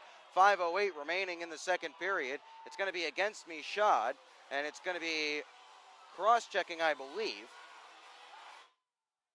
The Wildcats will head to the power play. It is 1 for 2 tonight. They need to get one here. Nick LeBrun, the last goal on the power play from Anthony Cortez and Wes Michaud, has Corpus Christi up 5-1 after the Wildcats had scored first. Lindgren playing very well. Give credit to the Corpus defense as well. They're really locking up that area right in the slot from about the hash marks down to the crease. No movement in there for the Wildcats to get anything through, either man or puck. Up to the blue line here is Cam Knight. Knight along for Beaulieu. Beaulieu loading shot off a leg, and Karam's wide. First of this one here is Colin Staub. At the point, he looks to spin it down low. It's gloved down here by Kuzmeski. Shot, save, rebound. Falconer jams at it, and Lindgren is able to make the save. Beaulieu takes an extra shot there from Pierre Crenon. The referee was right there. I don't think anything extra is going to come from it. 4:50 remaining in the second. The Wildcats trailing 5-1, as they'll have another minute 43 of power play time. Falconer, Staub, Beaulieu, Kuzmeski, and Knight out there. Let's see if the Wildcats stick with these shuffle of D pairings as we head on through the remainder of this contest. Here is Staub. Held at the point by Cam Knight. Knight along to Beaulieu. Beaulieu looking to play it towards the middle for Kuzmeski. Now down low for Staub. Staub's turnaround shot as he had his back to the goal, and then Lindgren made the save. Here is Staub. He keeps his feet. Kuzmeski wants it. Staub tried to spin it down low for Beaulieu instead, and this is cleared all the way down. Here is Cam Knight. Off the stick of Austin Shaw in the last minute 10 of the Wildcats power play. They have yet to generate a shot on goal, or a grade A scoring chance, I should say. Sherazin can't hold the zone as he has his pocket picked, and it goes all the way down as the Wildcats are in the midst of a change. Shaw rolls this one around the boards looking for Yeager. Yeager play this one under some pressure here. He's trying to play it away from the forechecking LeBron. Gave it along to Matt Cook, and the Wildcats will look to start the breakout, but another 20 seconds have elapsed on the power play. Here is Farmer. He has a step on Crenon. Farmer, his shot saved, and it goes off the back wall. Here is Sherazin now. Sherazin all alone in front. He scores. Stick handle, then stuck at 5-hole. That's what the Wildcats needed. 5-2. They have a bit of pulse here in the latter stages of this second period on the second power play goal of the night for Sherazin. The effort from Farmer was knocked away to the back wall. Sherazin found himself all alone, had his stick handle, and as Lindgren went for the poke check, Sherazin had quick hands and slipped it 5-hole.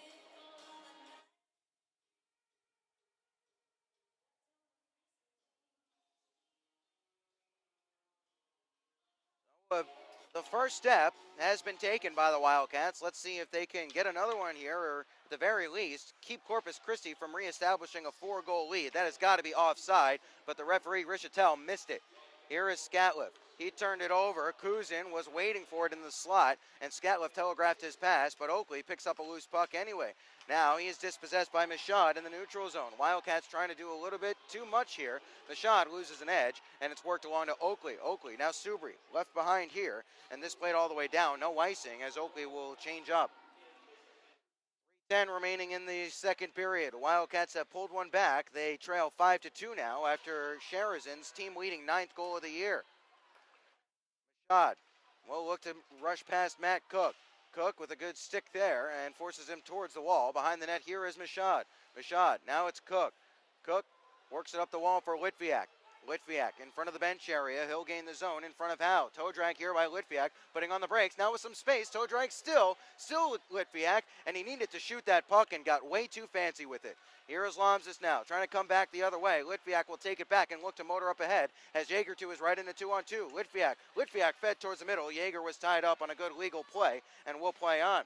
Albrecht, puck rolling up the back of Connor Kelly here. Jaeger will glove this one down, but Buchis will take this one away. Chitwood trying to step free. Has Baum in front of him. Baum with a good stick here as Baum loses out in that battle as Chitwood plays this one up to the point. Shot towards the net, saved and held here by Shaw. Coming off the stick of Taylor Carl with 2:10 remaining in the second period. 5-2 the score. Ice Rays leading. And just to flash back for a second here. Litviak there, one move, then two moves, then 3 and 4. And when you're trailing by 3, you need to just get that puck on net. Litviak has a great wrist shot. He needs to release that puck and not put his teammates in a bad position of having too many trapped down low.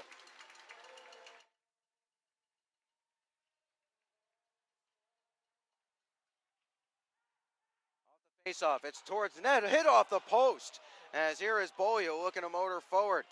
Speaking of the post, imagine how this game might have turned out if Jaeger hadn't rang the iron, had found the back of the net instead, just after the Wildcats had taken the lead. Here is Farmer after Staub forced a turnover. Farmer was able to touch it towards some space as Staub goes to work against Michaud. Up to the point, and Townsend wasn't able to hold the zone as a bouncing puck skipped over his stick in the last minute 35 of the second period. Wildcats trailing, and they've turned it over once more. Here is Michaud trying to get past Kuzmeski. Michaud pitchforks it in front, nobody there, as the Wildcats are able to escape only as far as center ice. But now it's Sherazin, 2-on-1 here with Falconer. Sherazin holding Falconer, and he flubbed his chance. Should have been 5-3. Falconer had the entire net to aim for, and that chance went begging somehow. Now Falconer turns it over. It's brought forward. Here is Jessica, beg your pardon, as Falconer is back there and turning it over once more. LeBrun, no harm, no foul. Kuzmeski helped out, but now Kuzmeski turned it over. Now it's Breyer. Good stick check there by Kuzmeski as he dropped to a knee. Here's LeBrun. Breyer is rubbed off it in the last 50 seconds of play as we're in the last minute of play, brought to you by La Quinta Inns and Suites. Sherazin tries to play it for a trailer on the blue line. It's blocked, but he gets it right back. His shot blocked, and this is picked up by Colwell in the last 35 of the period. Game of inches, and it was just a half inch too high for Falconer to direct it home as this one played all the way down on Shaw. 26.6 seconds remaining. He'll cover it up. Wildcats trailing 5-2. It's a chance generated by this unit once more. Sherazin, Falconer, and Lazarus have been working well together. They don't have a goal to show for it yet. They should have had one there. What ifs? Another face-off win for the Ice Rays. Towards the net, off a leg and goes wide. I think that was Subri getting a body in the way. This one is chipped down low from the half wall in the last 17 seconds. It's picked up by Scatliff. Scatliff plays it up ahead for Oakley. Oakley pokes at it. Could be a 2-on-1 here in the dying seconds. Oakley, shot, score! Huge goal with 8.7 seconds remaining in the second. Evan Oakley picks up his 4th of the year, and the Wildcats are continuing to climb their way back in. It's 5-3 now.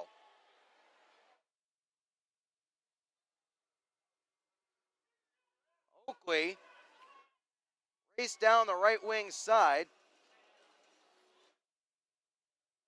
Beat Lindgren upstairs. I think that might have been off the stick of the back checker to get a little help on that elevation, because Oakley's got a good shot, but that thing rocketed into the roof of the net.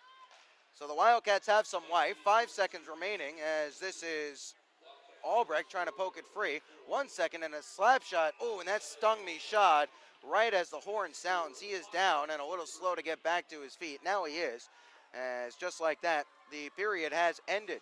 And it started out in a bit of a nightmarish fashion for the Wildcats. 4 unanswered goals in the first 13 minutes of that second, but Kevin Sherazin and Evan Oakley have scored in the latter stages of the period to give the Wildcats a bit of life. We'll step aside. When we come back, we'll have the out-of-town scoreboard, the intermission report, and highlights from the Wildcats' last outing. All of that and more just ahead on the other side of the break. It's Wildcats Hockey presented by Armored Roofing on FastHockey.com and the Wildcats Broadcast Network.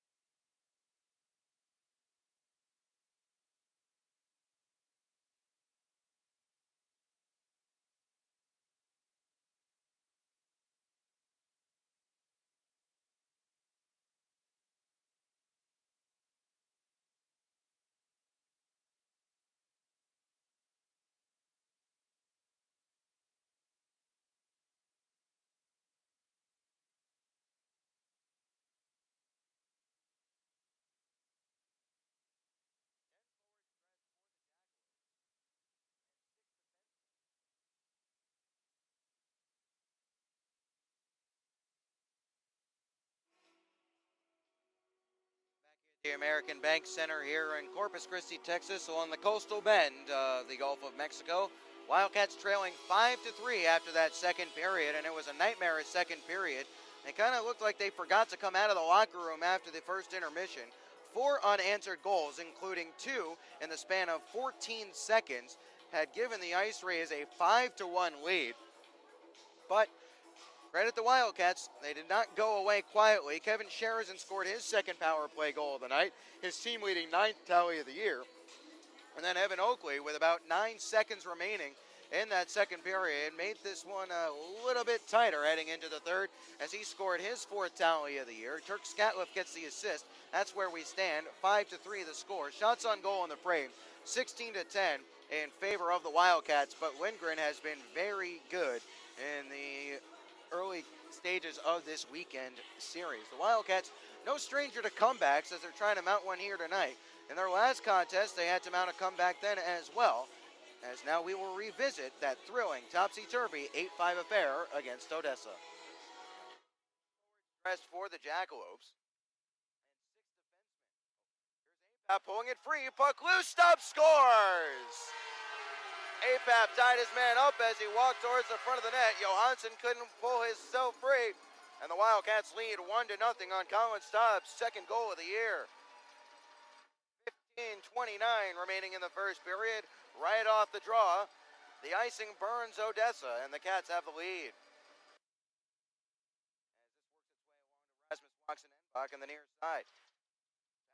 Middle, home run pass. Here's Hausinger onside. No, he didn't score. It hit the post.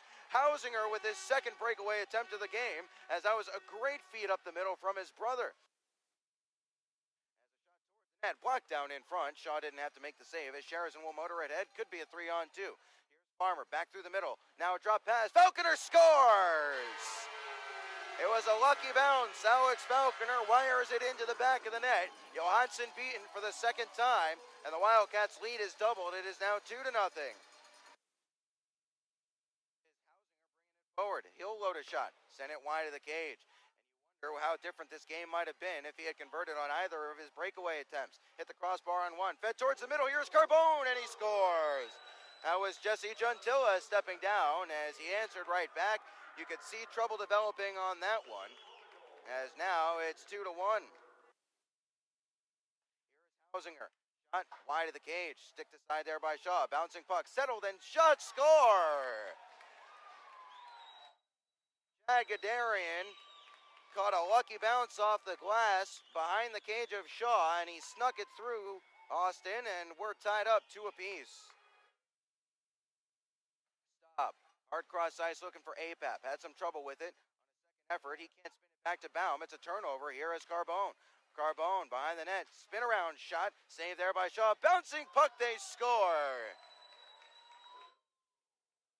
It's Shodal, and the Wildcats have let a 2-0 lead slip through their fingers. They've fallen asleep in the defensive zone, and they trail 3-2. Wildcats are starting to generate some offense here. Here's Matt Cook, forced wide. Now shot through the blue paint. Out the other side for Reisinger to pick it up. Now it's Knight, forced into the neutral zone to settle that one as the Wildcats have to tag up on a delayed offside. But a nice play here by Reisinger to find Knight. Here is Knight walking through the middle. Now it's Oakley. Oakley looking to center. They score! It's Cam Knight. He led the charge. It was a late whistle. Knight knew before the referee did. And the Wildcats have tied this one up at 3. Waxen-Enbach chipping it past Kuzmeski. Got caught in the skates of the referee. And getting it back for a shot was Engbach that went wide. Up to the blue line. Shot, save, deflected. They'll jam for it, and they score. Brown deflected it through the legs of Austin Shaw. 8:16 remaining in the second, and the Wildcats tied it up, and now they're back down once more. Austin Shaw has allowed in any contest he has played in. It was bound to happen. He's not getting much help in terms of defense in his own zone. Here is Litviak. Shot. Scores! Nikita Litviak. Oh, Johansson whiffed on it. It sticked up into the roof of the net, and the Wildcats catch a break. It's 4-4. Here's Oakley. His shot, saved, rebound spilled. Reisinger trying to follow up. He'll grab possession. Here's Reisinger behind the net. His turnaround shot, save, rebound. Reisinger again, shot, score! Max Reisinger is 4th in the last 2 games, and the Wildcats lead 5-4. Reisinger circled all the way around behind the net. His wrap chance was blocked before it got through. He picked up the rebound and skittered it through traffic and might have gone under the glove of Robin Johansson. And the Cats lead once more. It's 5-4. Carbone looking to toke it out in front, and there waiting for it was Shodal, and it skittered wide. Up to the point. Slap shot scores. It's Christian Hausinger. And we are tied up at 5-5. Once more, we are even.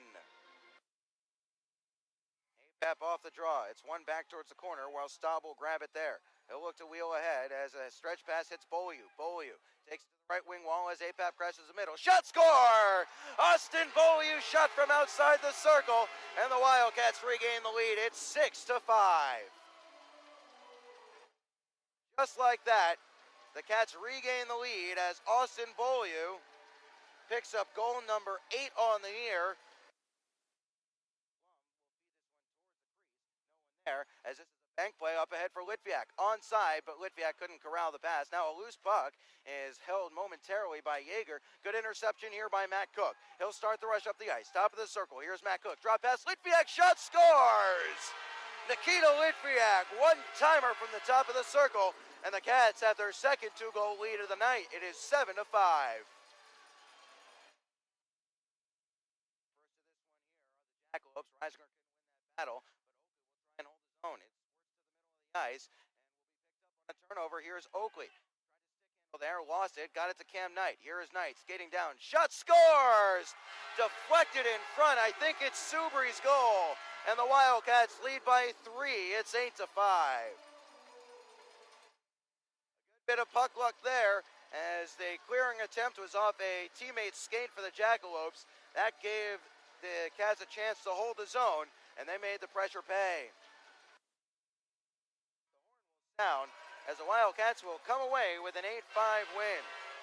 They fell behind after taking an early lead, fought their way back a couple of times, and they'll skate away with the 2 points here at the K. Yeager Coliseum.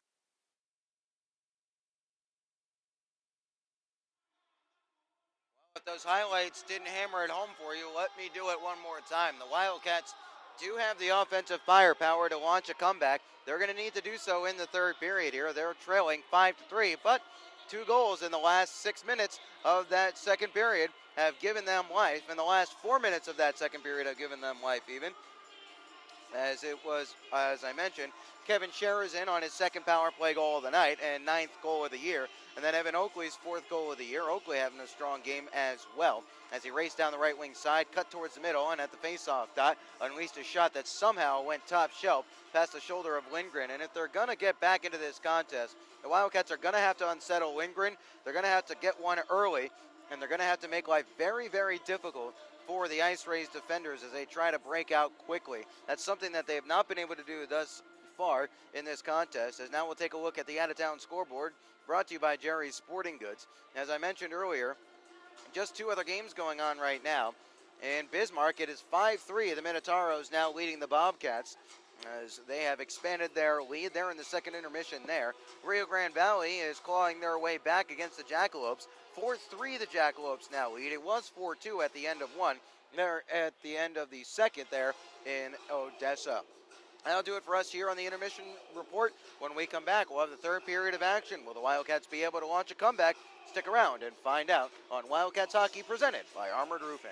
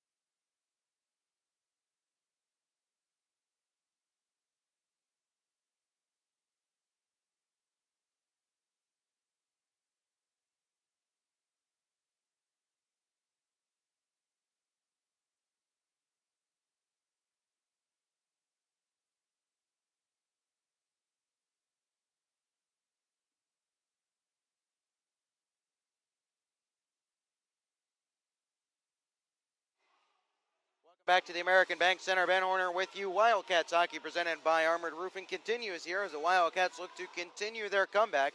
They were trailing 5-1 as the second period was winding to its conclusion. They now trail 5-3 after goals from Kevin Sherzin, his second of the night, and Evan Oakley, his fourth of the year, with only 9 seconds left, made it 5-3.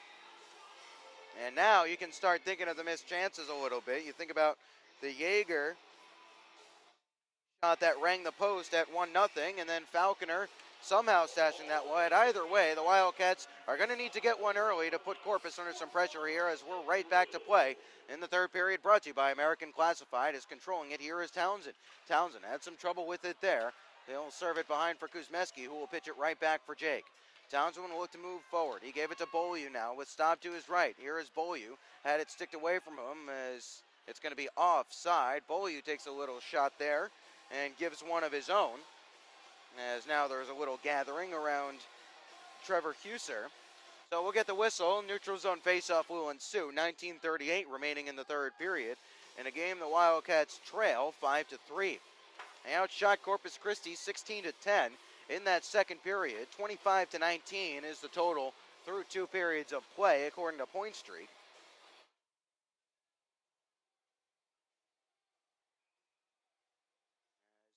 Off will be taken by Farmer, and a win for Farmer gives it to Scatliff, who gives it up ahead. Trying for Farmer as a stand up there collision as Beaulieu skates this one in. He'll chip this one around behind. First of this one here will be Carl. Carl rolls this one up the boards. Cook took it away from a man there. As in the neutral zone, it's Colin Staub. Staub in front of his own bench area here. There's a big hit coming. He evades it, but loses the puck. As this one is on the stick of Cook, along to Scatliff. Scatliff through the middle of the ice, and another turnover.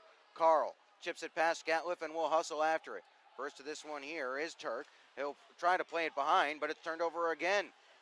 Here's Jessica. Jessica skates all the way around, tries to play it behind. It hit something and died there. Now Subri, he fans at it. Here is LeBurn, plays it down low to Colwell. Colwell skates to the half wall. LeBurn holds on a slap shot. Holds down once more. LeBurn again. Off to the point. Here's Jestro's shot and a pad save there off the left leg of Austin Shaw as Reisinger takes this one away. Reisinger tries to get past his man. He did so. Oakley first to it here as a man in the middle. Here's Oakley. Backdoor. Reisinger and Lindgren with an amazing save. That might have been the chance that the Wildcats needed, and Lindgren with a massive glove save. 90 seconds gone in the third period. A partial odd man rush and a drop pass to Reisinger. And what a glove save. Oh my goodness. Andrew Lindgren with a great save. Reisinger had the entire net to aim at. Might have taken just that second too long to allow Lindgren to get over and make the save. I'll remember that one if this game ends the way it is now. Wildcats trailing 5-3, 18:30 remaining in this third period as Baum has to hustle back. No icing here. First of this one here is Corpus Christi. It's Wes Michaud. He gave it along to Connor Kelly. Kelly now behind the net with it. Here is Michaud stepping away from Baum. Now Baum hips him off the puck, but Kelly comes along to take it away for Corpus. Shot whistles wide of the cage. That one coming off the stick of Jessica as the Wildcats clear the zone. Sent right back in by Corpus Christi. They'll tag up on a delayed offside as this is Cam Knight along for Albrecht. Albrecht has some trouble here as he gets hacked at. He'll get the red line nonetheless and chip in deep and go after it. Albrecht the first to it here. Tries to roll it up the wall. There was nobody there on the half wall as the Cats were in the midst of a change. As motoring forward, here's Connor Kelly. Kelly skating wide at the right wing wall. Plays it towards the net off the stick of Kuzmeski for Litviak to take on the backside and play it back to Kuzmeski. Kuzmeski long for Townsend. Off his skate and left behind. He'll recollect and chip this one to the neutral ice for Albrecht. Albrecht at the red line. Serves this one in deep, comes to the bench for a change as Sherzin takes his place on the ice. As this is Joe Chitwood for the Ice Rays in his own zone. Pass up ahead. Now it's a 2-on-1 for Kruger and a great stick there by Townsend to keep the pass from getting through. Sherzin motors ahead, has a step at the circle. Sherzin shot, looking to pick that top corner, and it's skied over the bar, rolls off the glass and all the way out. Scatliff settles. His pass intercepted. Chitwood has some trouble with it. He'll get it back. Shot save. Bouncing puck. It's behind the net. Scatliff has it there as he's pinned into the wall as Falconer comes along to help out. Falconer trying to pull it free. Krasnichuk, the referee, hollering at him to move it. 16:45 remaining in the third period as the Cats trail by 3. Townsend tries to hack his way through Mashad. Mashad has it, plays it in front. Shot, score! The turnover in the defensive zone burns them again. The Wildcats trail 6-3. They had a chance to clear it and break out, and they didn't do it.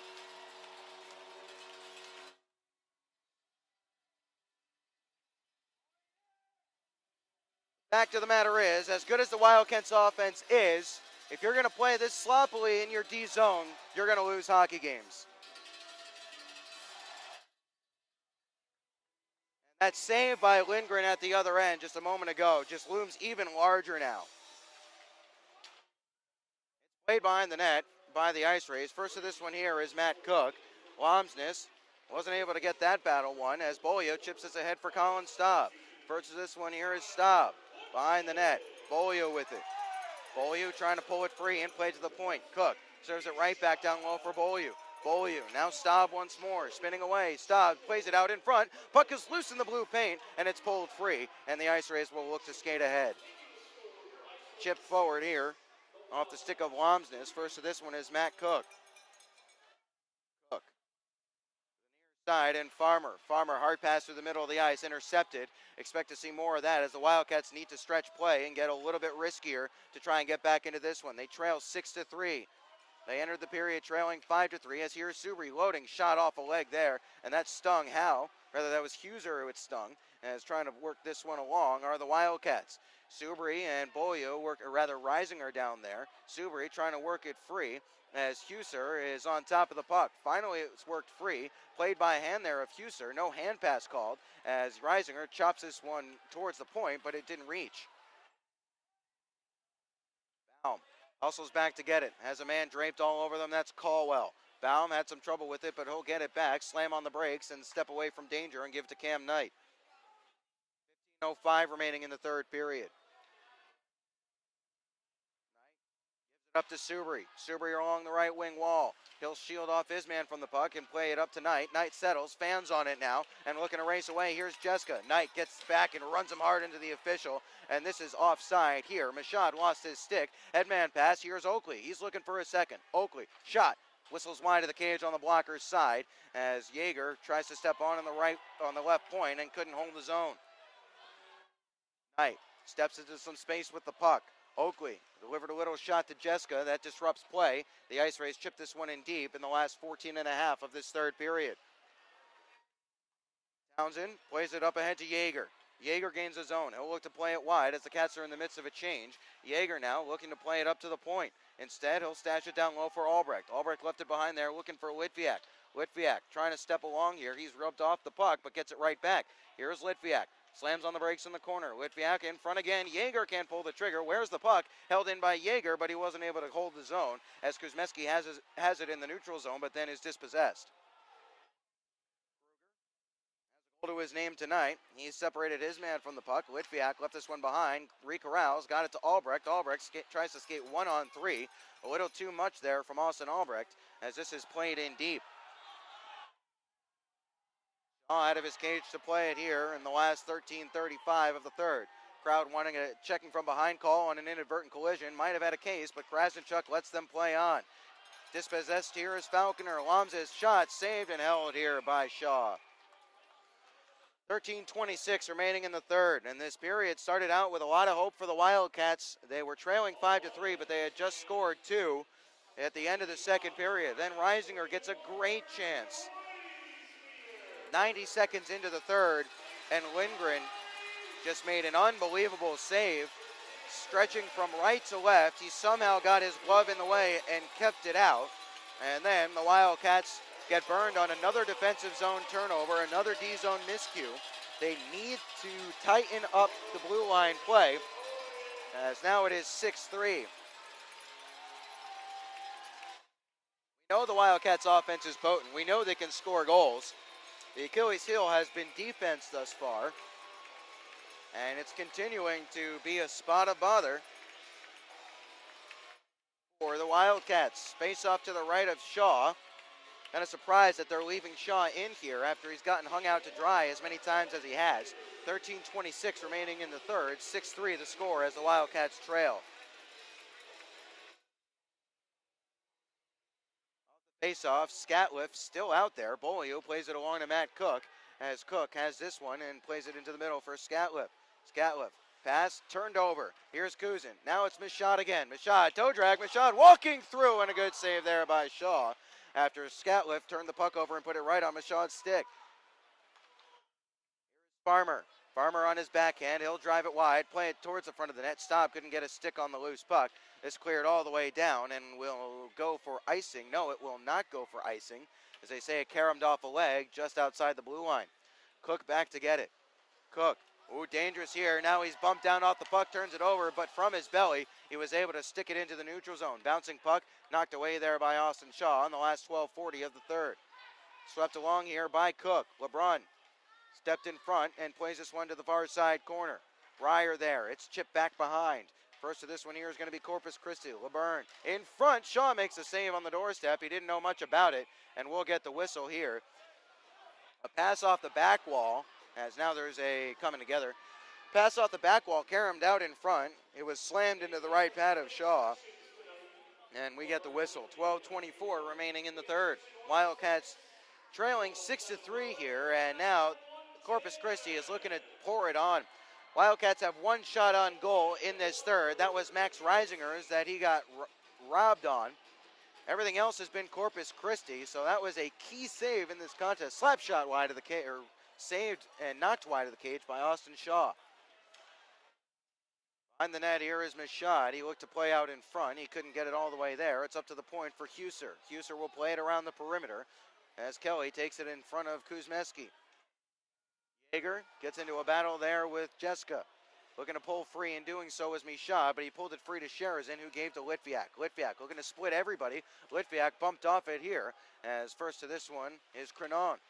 Held in, though, on the far side momentarily, as now it's Jessica for Corpus Christi. He'll fling it back cross ice to the near side. Kuzmeski softly ahead for Sherazin. Here's Sherazin loading his shot, floats high and wide. Might have been partially deflected, as Litviak can't hold the zone. Litviak once more, fighting to get onside is Sherazin. Here's Litviak loading his shot, partially deflected, goes up and gets the glass as he was trying to pull the trigger after a quick toe drag. It's brought forward here by Crenon. 1-on-2. Crenon looking to skate wide. He's forced to put wide by Townsend. Off the back skate there of Cam Knight, almost trickled in, but no harm, no foul as the puck's in the neutral zone. Shaw steps out of his cage to play it there in the last 11:05 of the third. Wildcats trailing by 3 as Albrecht looks to step forward. Albrecht steps in front, hauled down, and a penalty upcoming here. It'll be against Corpus Christi, and we'll get the whistle. It'll be a tripping call or a hooking call. Same kind of penalty. It's obstruction of some sort drawn by Albrecht, and the Wildcats will head back to the power play. They're 2 for 3 on the man advantage thus far, as Corpus Christi has actually kept the Wildcats in this game with the penalties they've taken, and Lindgren has kept the Wildcats from really climbing back into this game. 10:58 remaining in the third. Cats on the power play, as serving 2 minutes for tripping is Joe Chitwood. They trail 6-3 to the Wildcats, as they need to pop one here if they're going to have any shot.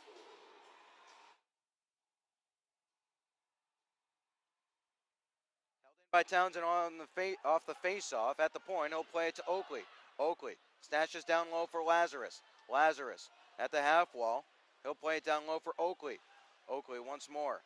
Now it's Townsend. Townsend. Shimmy there, now down to Oakley. Oakley with some trouble. He wasn't able to hold possession, and it's cleared down. Townsend pulls it off the wall in front of his own bench, then plays it into his own bench as he was put under pressure there. That was a good hard check by Breyer on Townsend. 32 remaining in the third. Wildcats on the power play for the next minute 35. They trail by 3. Face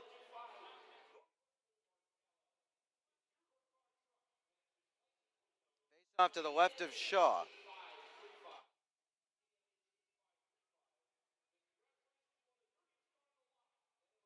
Here is Matt Cook as the Wildcats look to start up the ice. They've just announced the dirtiest car in the lot as Farmer gains his own. Farmer looking to cut in front. His shot easily saved there by Lindgren and cleared all the way down. A promotion they do here in Corpus Christi, and I have to say, I don't know that that's a promotion I would want to win. It's a rather ignominious title to receive, dirtiest car in the lot. Either way, Cook will play this one forward as the Cats are in their last minute 5 of their power play. Here is Farmer. He can't pull it free. There is a cluster of Wildcats there, and that results in Sherazin having his pocket picked, and it's sent all the way down. Krasnichuk's skates got in the way as well as Shaw steps out of his cage. Nice little head fake there as Mashad was in on the forecheck. He'll wait one more second and look to play it ahead. Cook for the Wildcats. 9:40 remaining in the third.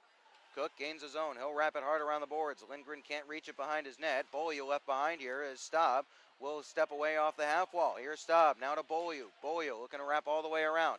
Plays it up to the point instead. Too far for Matt Cook as Shaw will come out of his crease to play this one. 20 seconds remaining in the Cats' power play.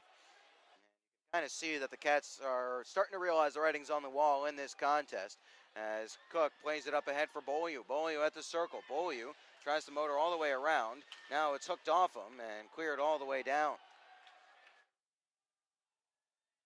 I don't think Beaulieu has recorded a shot on goal tonight. He has not. He has also not recorded a point. And it's worth mentioning that the Wildcats are, hang on one second here. We're back to 5-on-5. LeBron in front for Chitwood, and Chitwood sent it just wide of the cage. Stop.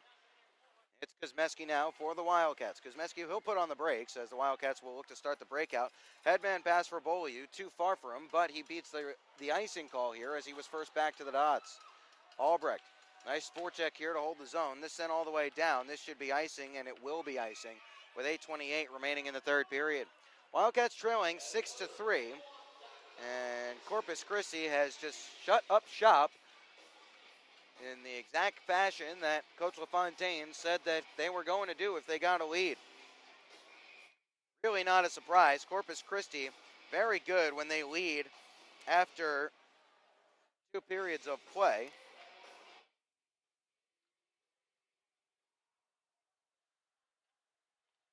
5-0-1 when leading after 2.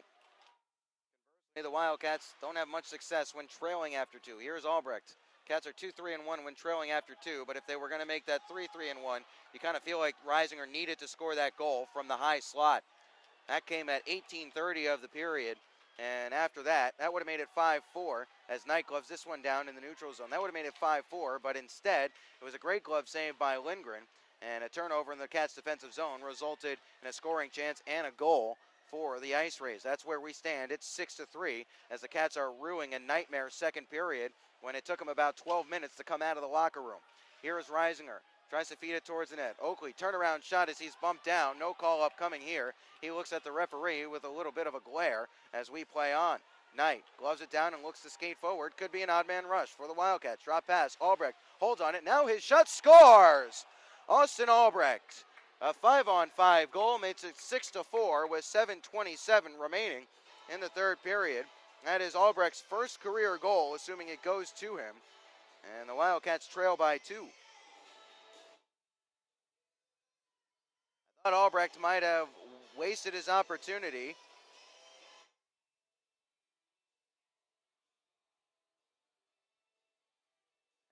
he slammed on the brakes and went for a toe drag, but he got the puck back and got a shot away and risks it through traffic to make it 6-4. And they get the puck for him, and they'll send it to the bench for him to keep as a keepsake. As this one is cleared all the way down. Was it played by a high stick? No, and no icing. With 7:15 remaining in the third. Here is Kuzmeski. Kuzmeski motor ahead. His pass looking for Litviak. Litviak didn't get a stick to it, so this will be icing here. The Cats will have to deal with a defensive zone faceoff. 7:05 remaining in the third. Wildcats trailing 6-4. Austin Albrecht's first career goal has given them just a glimmer of hope. They need to get one in the next 2 to 3 minutes to really ramp up the pressure on Corpus Christi, as there's only 7 minutes and change remaining. Lazarus off the faceoff. He'll look to motor ahead. Lazarus won't chip it past his man Cortez and going after it. Lazarus walled off it here by Cortez, and now he has his pocket picked as this is chipped off the boards and started forward by Kelly. Chitwood in a 3-on-2 as Litviak gets back towards the front of the net. Puck is loose, and it's steered away there by the Wildcats in the form of Shaw and maybe some help from a defenseman. 6:35 remaining in the third. Kuzmeski circles back to grab this one. The Wildcats are still trailing 6-4. They led 1-0, and they have not been in the lead since then. After giving up a couple of goals, hang on 1 second. Bolio, his shot glove saved and held by Lindgren. Wildcats are 8-0 when Bolio has a point. They are 0-3-0 when he does not. He does not have a point tonight. They are down 6-4. Read into that as you will, as we hit a media timeout in our third period here. Shots on goal in this third. 7-3 in favor of Corpus Christi, 28-26 in favor of the Wildcats.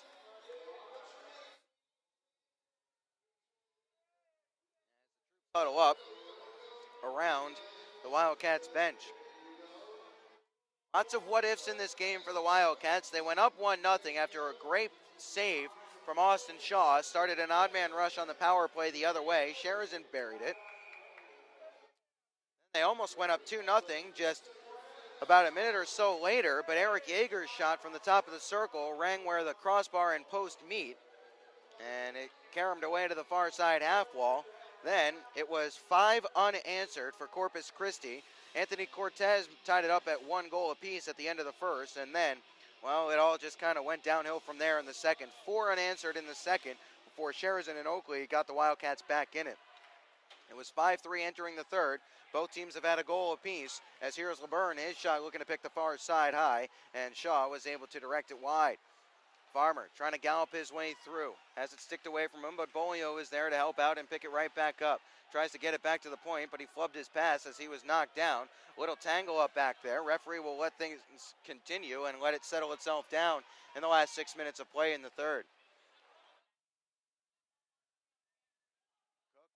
Motor ahead for the Wildcats, slowly, deliberately plays it along to Cam Knight as Knight and Cook are back together. As now Cook will come to the bench as Kuzmeski and Townsend step out there. The Ice Rays look to start forward. Bouncing puck. Knight will be the first back to it. He bumps it off the wall. Oakley was unable to force it loose as still the Wildcats can't force it free. Here's Breyer. Now it's a shot and it goes wide from Kuzin as it was a bouncing puck and it just went wide.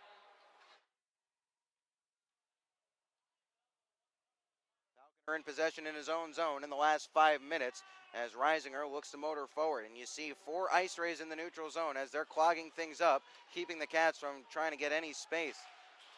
Turned over, here's Falconer, but he couldn't pull the puck free, and Falconer is having a torrid game tonight. Kuzin play this one around the boards. First to it here is Kuzmeski. Falconer turns over a couple of times, had a grade A scoring chance that went begging. Let's see if he can atone here as Falconer plays it along to Townsend, now comes to the bench for a change. Oakley touched it towards the slot. There was nobody there as the Wildcats finish up their shift in the last 4:35 of this contest. They trail 6-4 as Kelly puts Shaw under pressure as he came out of his net to play. Rolled up the glass and down. Townsend first to it here for the Wildcats. He'll give it to Sherazin, who finds a pocket of space and plays it over to Yeager. Yeager, now it's Litviak. Litviak, he's bumped off it towards the net, wide of the cage. Yeager once more. Behind for Sherazin in the corner.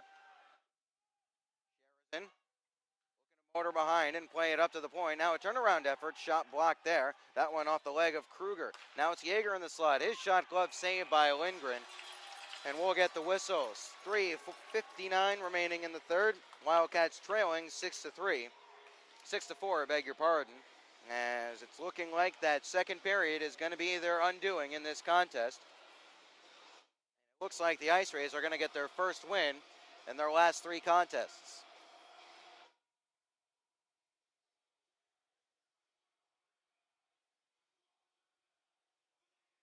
Farmer will take the draw for the Wildcats. A glimmer of hope remains if they can get one quickly here. Cook steps in, shot blocked down in front. Farmer pulls it free and he sent it just wide. Here is Staub. That angle look is blocked. Knight holds in, stashes down low. Bolio can't grab it, but Farmer is there behind the cage. Kicks it to himself. He's tied up here as Bolio looks to help out in the last 3:40 of the period. Bolio trying to step free along with Farmer to his side battle still as the puck squirts loose off to the far side corner for Staub. Staub walled off it here by Cronin. Is played up and out of play. That is off the ice raise, so the Wildcats will keep the offensive zone draw. 3:25 remaining in the third. 6-4, the Wildcats still trailing here in the closing stages of this contest.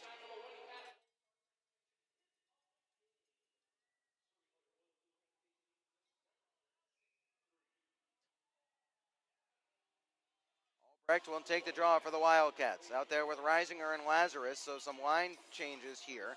Might just be to get some fresh legs on as the puck is loose and cleared down by Corpus Christi, only as far as Kuzmeski at the red line. Lazarus along to Albrecht. Albrecht will gain the zone, motoring forward on the right. Shot saved and held from a bad angle, and the Cats will get an offensive zone draw here as Reisinger gets some glove washing from Colwell there. 3:10 remaining in the third as the Wildcats are trailing 6-4. Face off to the left of Lindgren, who has made some very sharp saves and deserves a lot of credit. He's given up 4, yes, but could have been a lot worse on some of those saves he made, including that Reisinger one in the first 2 minutes of this period or so. Townsend back to it here in the last 3 minutes of the third as the Cats trail 6-4. Give the Wildcats credit. They did make a game of it. Would have been very easy to just pack it up at 5-1 and wait for tomorrow. Kuzmeski upended here as his stick got caught in his skates. That's a textbook tripping call, but Krasnichuk decides he didn't read his textbook today, so Townsend will work it forward. It was left behind here by Reisinger, and looking to motor forward for the ice raise, it's Connor Kelly. Kelly just blew past Cook, but he wasn't able to get a shot away, and then he's upended off the big left pad of Shaw. Albrecht on it here for the Wildcats on an outlet pass from Townsend. Here's Albrecht. His quick shot, as he was trying to catch everyone sleeping, was off a stick and carried away wide. 2:15 remaining in this contest. Cook. Now Litviak. Litviak feeds the middle, looking for Sherazin, as unable to pull his stick free was Sherazin or Oakley, as now it's Evan Oakley. Oakley down low, trying to walk free with Sherazin. He couldn't do so, as this is cleared all the way down, and will go for icing against Corpus. 1:51 remaining in the third. Reminder, the Wildcats have already used their timeout. They used it in that nightmare second period, as LaFontaine had to settle his troops down, as now we're going to see Austin Shaw come to the bench in favor of an extra attacker. Yeager out there along with Cam Knight, Matt Cook, Bolio, Farmer, and Staub. Yeager is the extra attacker. Clean win by the Wildcats off the faceoff. Cook deflected there. Yeager trying to stuff it home, and Bolio had the top of the net to aim at, and he flew it high and wide. This one cleared out into the neutral zone, and hustling back is Colin Staub. Staub to Yeager. Yeager. Intercepted shot into the empty net was blocked here by Matt Cook. That was Mashad looking for an empty net goal, as now it's Cam Knight looking to motor forward. He'll go from left to right. Knight slams on the brakes at the half wall, chips it towards the net, goes behind. Staub active behind there, tries to pull it free. Yeager in there in the last minute and 10 seconds of the period. Cleared and out. Rushing onto it here is LeBurn. Empty net in front, he scores. 7-4, empty net goal for LeBurn, and the Wildcats are going to lose this one here tonight. The second period is going to be the difference maker in this contest. They trail 7-4.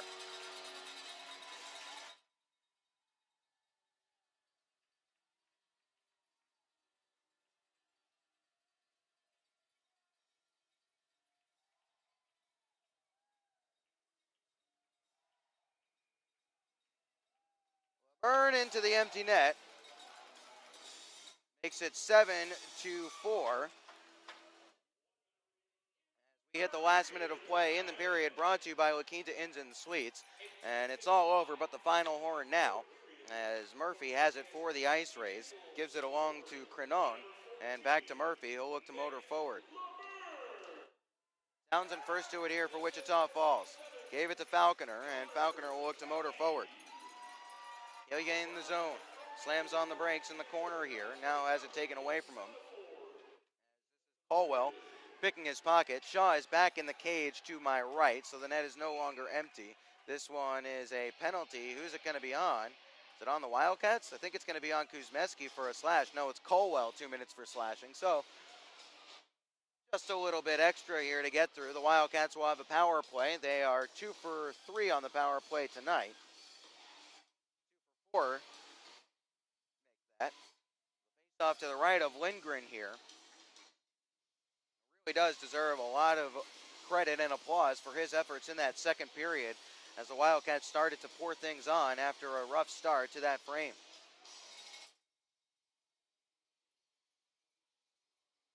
Sherazin will step out there instead of Falconer.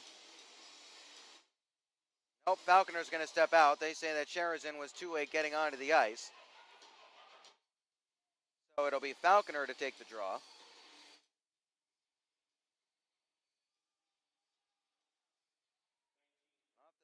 Cleared all the way down in the last 20 seconds of the third period. First back to it. They'll look to motor forward in the last 15 as Caldwell serves 2 for slashing, a mere formality at this point. As here's Bolio, his shot blocked, rebound, skied high, and gets the glass off the stick of Falconer. 5 seconds remaining in the period.